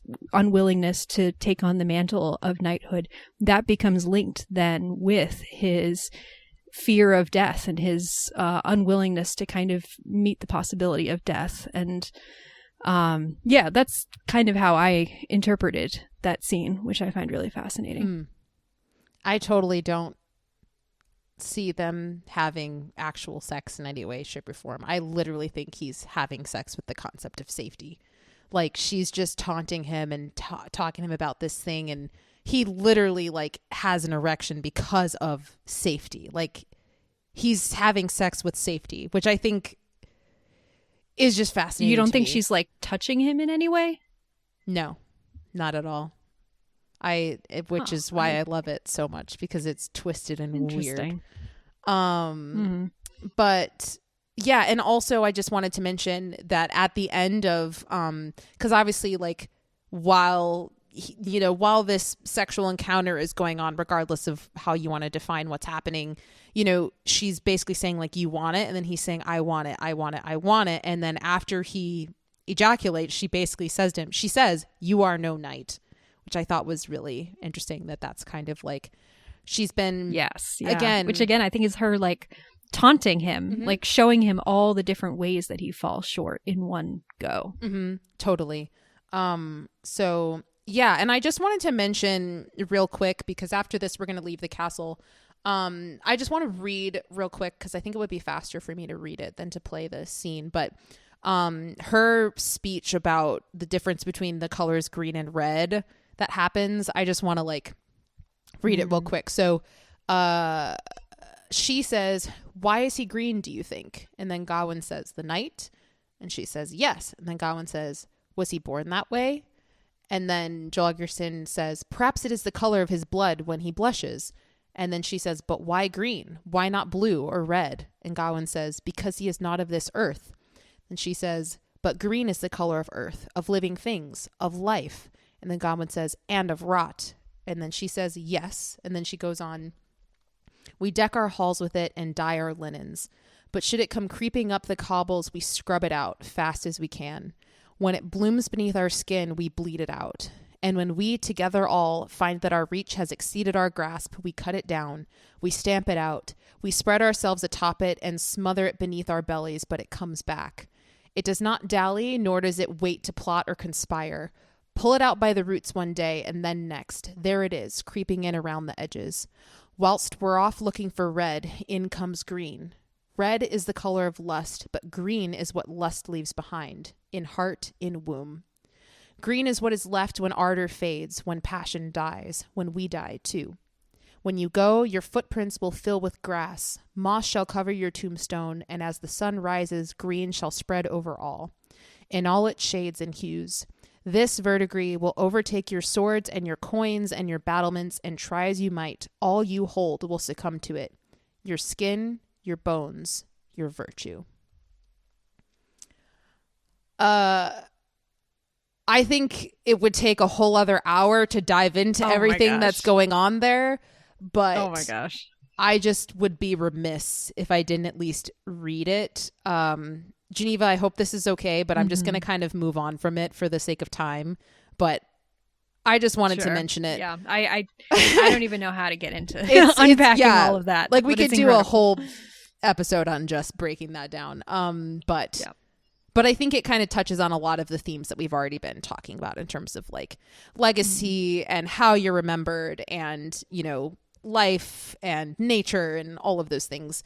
And kind of like the ecclesiastics perspective of like, there's nothing new under the sun sort of thing. But anyway, so yeah, I just wanted to read that. But moving on. So then he eventually does leave the cat. Oh, I wanted to ask you, actually, do you have any interpretation on the grandma? Because I'm just like, she's just a creepy lady who's here to tell us that none of this is real. But I don't know if you have an actual interpretation on who or why she exists. Yeah, because in the original poem, that character exists, but she is implied to be Morgan Le Fay, who obviously is a completely different character in the movie.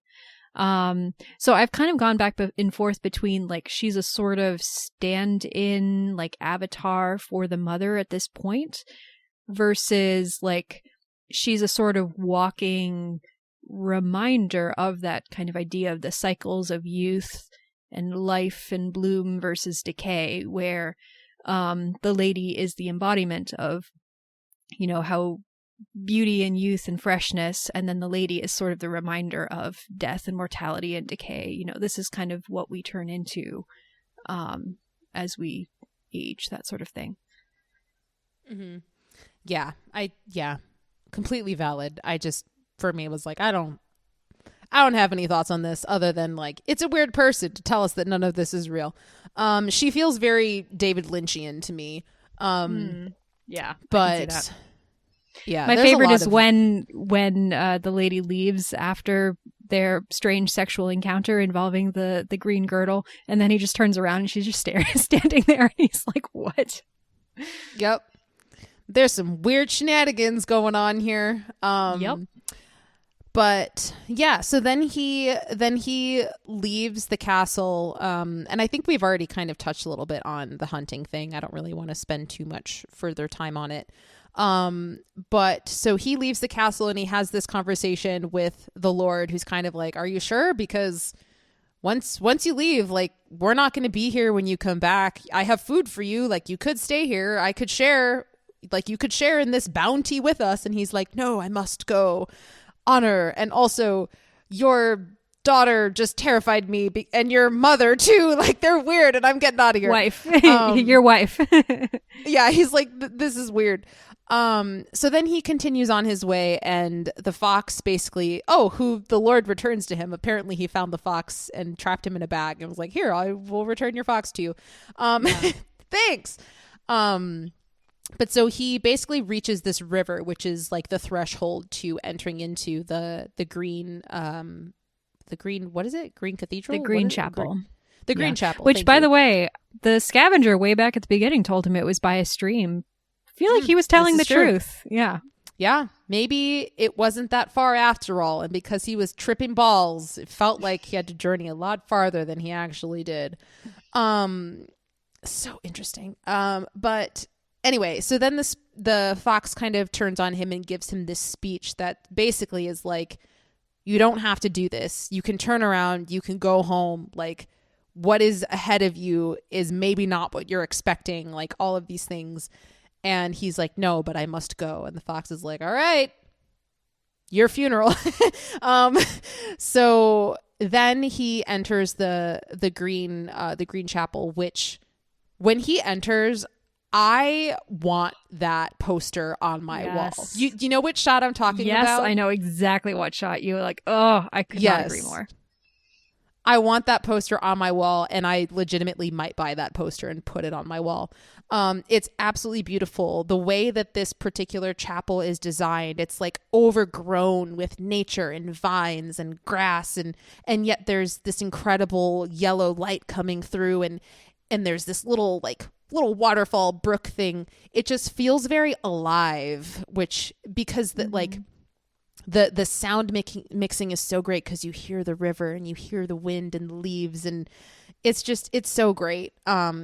So basically we have this, I love this sequence where he's just kind of sitting there waiting for Christmas to come. Like, he's literally just sitting there and he's like, "Oh, I'm a day early. I gotta just camp Christmas." out. Yeah. Yeah. So I love that. But then eventually the Green Knight does wake up and he's like, "All right, are you ready?" And he's like, I think so. And the Green Knight tries to, strike his blow several times. And Gawain is like, "Actually, no, I'm not down for this. I'm going to leave." And then we get this, which I feel like the first time I saw this movie, I didn't think this was real. I think I had an idea that he was like imagining a future. But he leaves, and then we have this really long sequence that I really want to go back and watch again, because I was just taken aback. But this really long sequence kind of showing him of when he leaves this place, having not followed through on the commitment he made to the Green Knight. We see his entire future of, he goes back, he has a child with, what's her name? With Essel. Yes. He has a child with Essel, but then the kid can't stay with her because she is a prostitute and he can't be with her because of that. And so He takes the way child. he gets callously dumps coins on her bloody it. bedclothes as he takes the child away. It's horrifying. It's awful. Yeah. So, and the mother's there when that happens, which is interesting.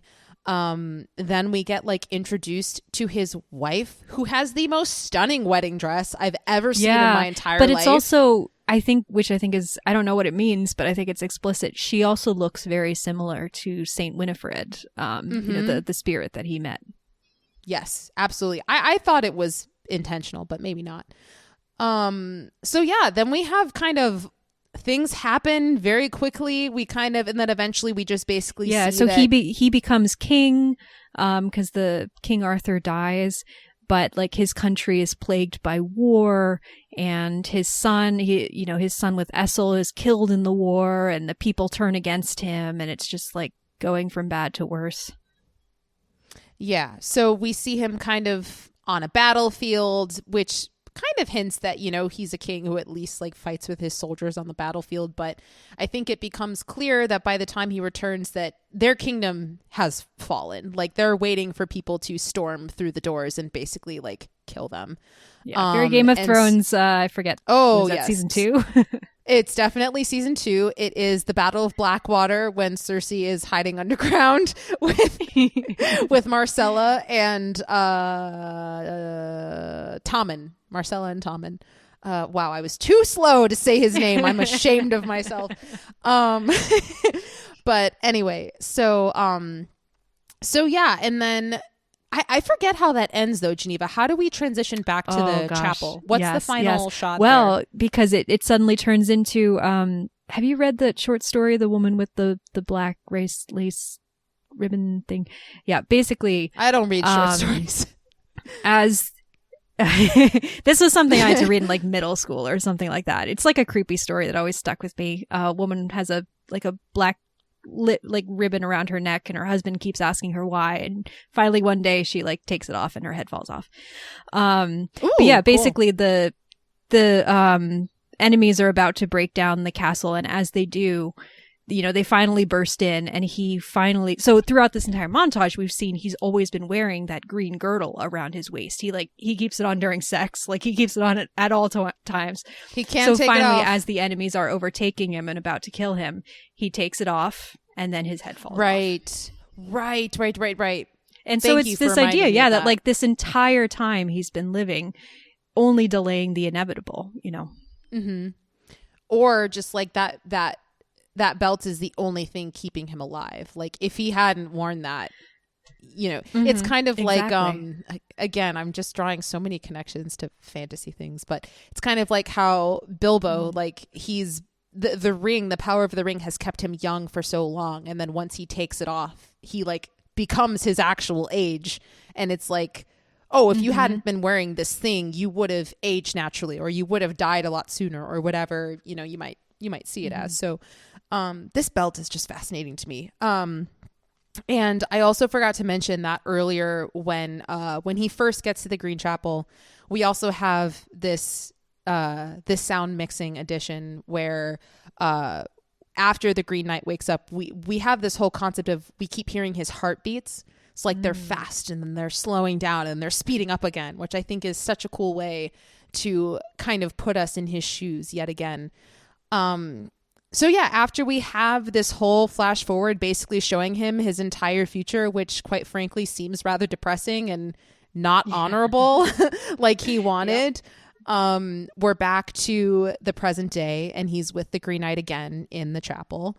And he takes this moment where he's breathing deeply, and he seems to become aware of if he leaves this place, going back on his word of what he said he would do, he will not, like his life will be basically like a failure. And so he becomes very just resolved in his decision, and he asks for a moment. He's like, just give me a sec. And then he finally says, okay. And he removes the belt too. Mm-hmm. And he says, now I'm ready now. And then the Green Knight kind of crouches down and looks at him, and he goes, like the quote I said at the beginning of the movie. Yep. I'm not going to say it in the voice again, but he says, well done, my brave knight.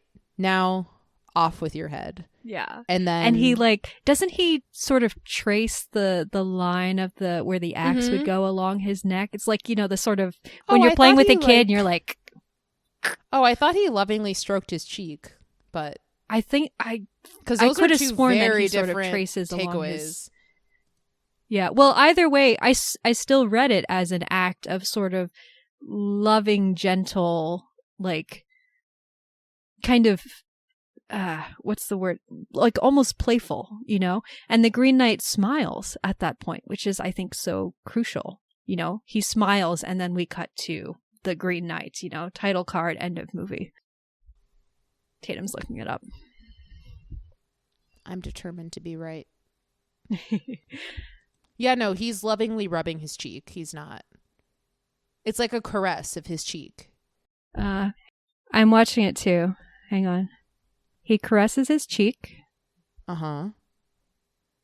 And then, now my brave knight. Now.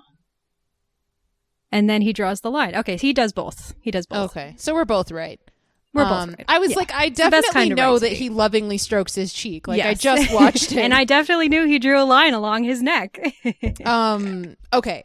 But yeah, so right, his final line is, well done, my brave knight. Now off with your head. And then, you know, we kind of hear the sound of him standing up a little bit, because the beautiful sound of whenever this Green Knight moves, I love it so much. Mm-hmm. And then the film does not cut to black. The film immediately cuts to like a green tree stump, and it says the Green Knight on it. Mm-hmm. And then just to kind of close out, I just want to mention that there is a post-credits sequence in this movie that I was not aware of until I watched it this time around.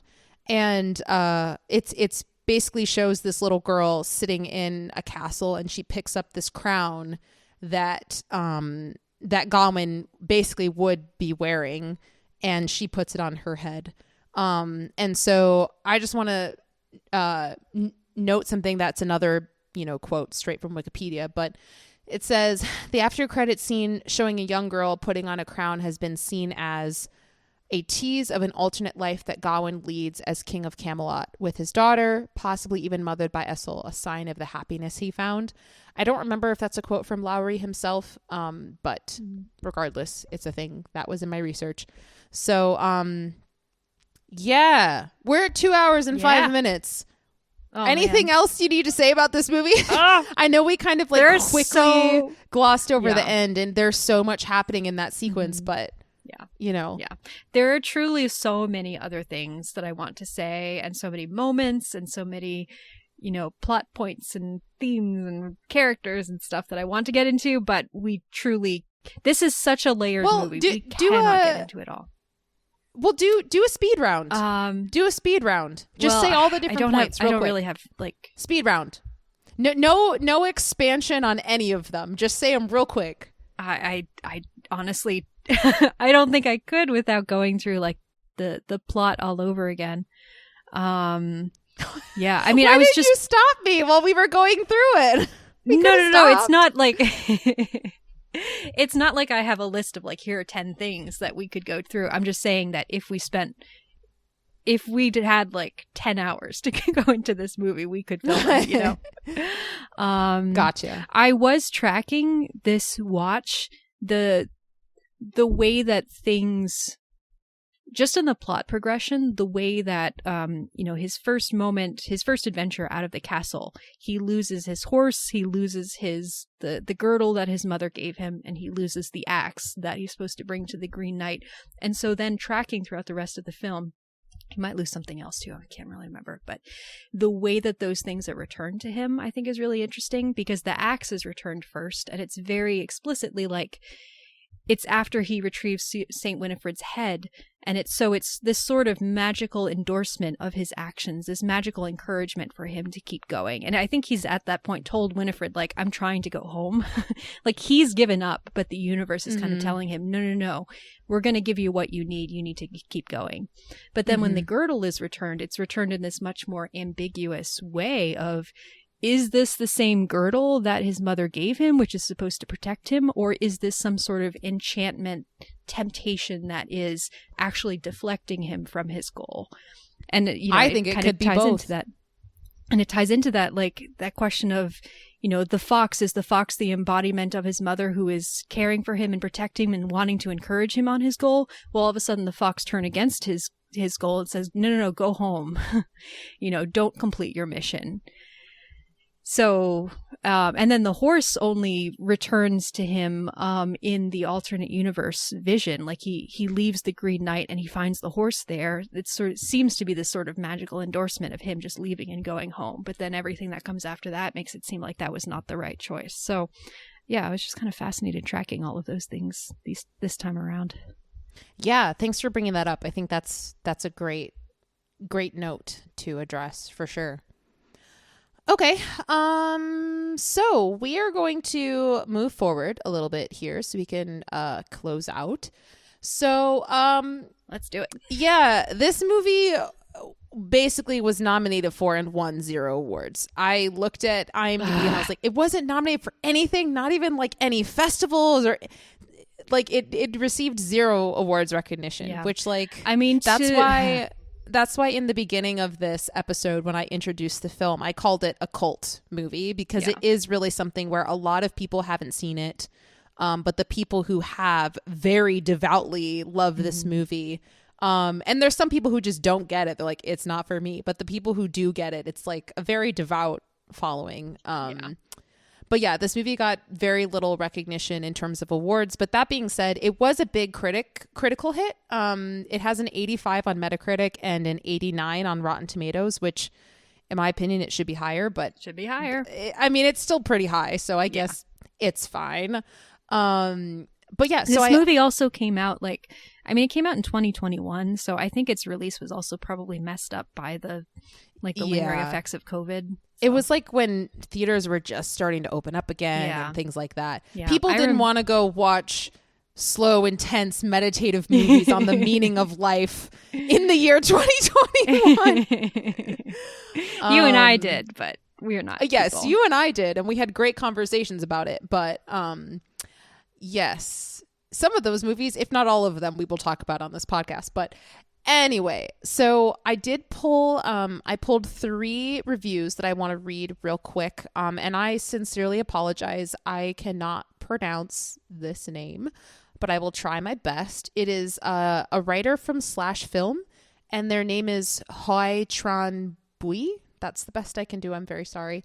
But the quote that I pulled says, "The enormity of this film intimidates me, and it hypnotizes me and seduces me and captures me until it feels as if the green has grown like moss over my entire body. But rather than threatening to choke, the Green Knight injects a new source of oxygen into the sword and sorcery genre." Which, speaking as someone who loves sword and sorcery genres, I do think that this movie does do that. It's adding a very new and fresh addition to that genre, because I haven't really seen many films that approach that genre from this particular angle. So I love the Middle Ages, like medieval history. I think it's so fascinating. I hate so many, well, not hate, but like I get frustrated with so many medieval movies because I think they're just really boring, uninspired takes on the era and what's cool about the era, which is how freaking weird it is. And this movie was the experience of watching this movie was like, oh, this is what I have wanted all along. I didn't even realize it, and now I'm seeing it on screen. This is exactly what I have always longed for medieval movies to be, and it's great. Well, I'm very happy for you that you got that. Okay, my next review comes from Vince Mancini at Uprocks, and he says, "The beauty of The Green Knight is that it's so fully realized on every level. Score, cinematography, production design, acting, that even when you don't know entirely what Lowry is on about, you can't look away. It's almost as if every individual shot has a narrative arc unto itself. It's so compelling on a micro level that the big picture becomes irrelevant. You stop worrying, what does this mean and where is this going, and simply savor the moment like a creature of pure sensual pleasure." And I thought that was really interesting because it touches on both of my relationships to this movie. The one side being like, this is a bottomless ocean of just, I could dive into this over and over and over again, but also I could just sit here and be here for the vibes, and it's still an incredible experience. So I thought that this review kind of touched on both of those things and the two different experiences I've had while watching this movie. So here's one last review. It's from Josh Larson at Larson on Film. This one's a little bit longer, but it says, the leisurely pace isn't the only thing that distinguishes The Green Knight from a more standard cinematic work of sword and sorcery. There is also the subversive streak at the movie's center.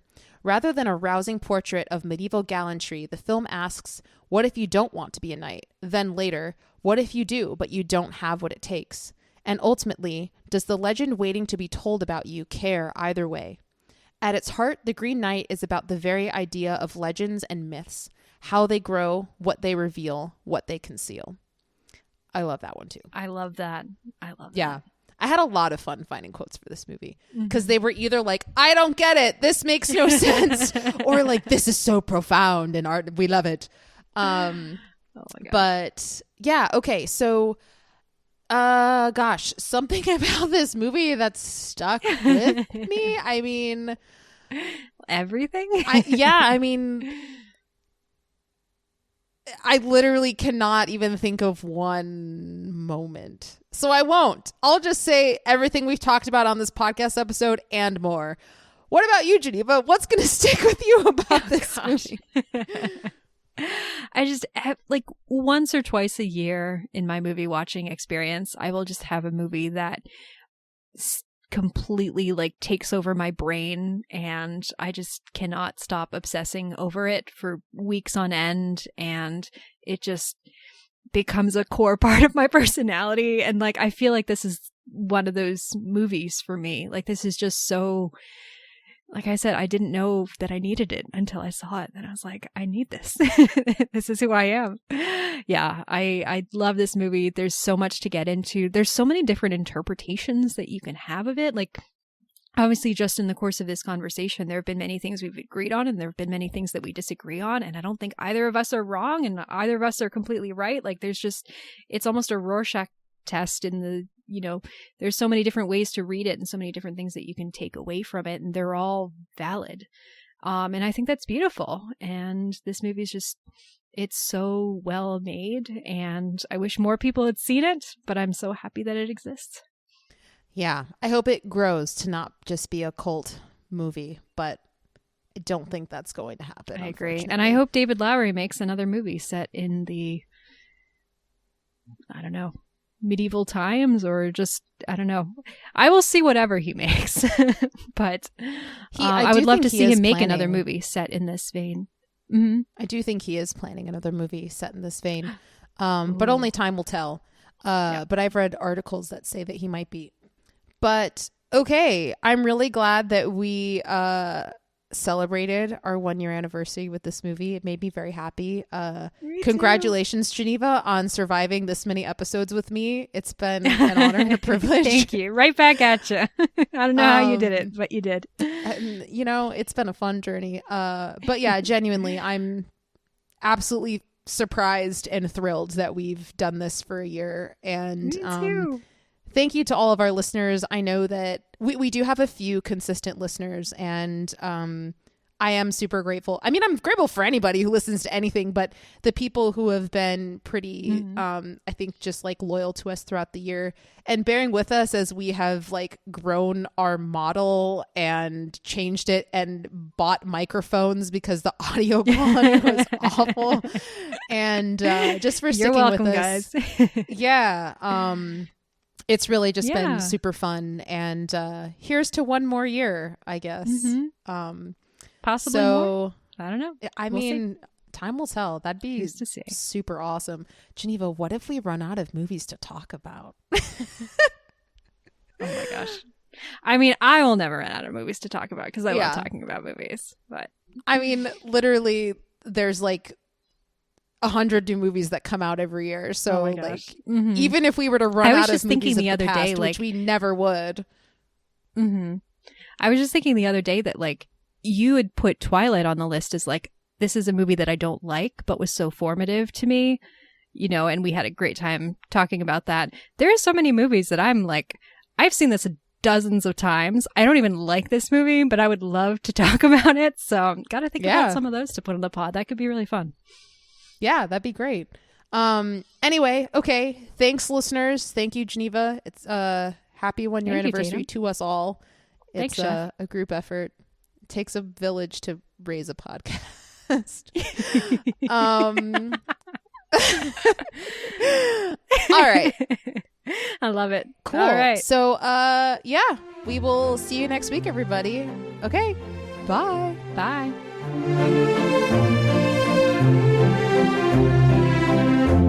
Thanks for listening. If you want to get in touch with us, you can email us at yourpickpod@gmail.com. Our theme song was composed by Joel Rushton, and our podcast graphic was designed by Kara Shin. If you like this show and want to hear more, please rate and subscribe on your favorite podcast platform. We're excited to have you on this journey with us. Until next time.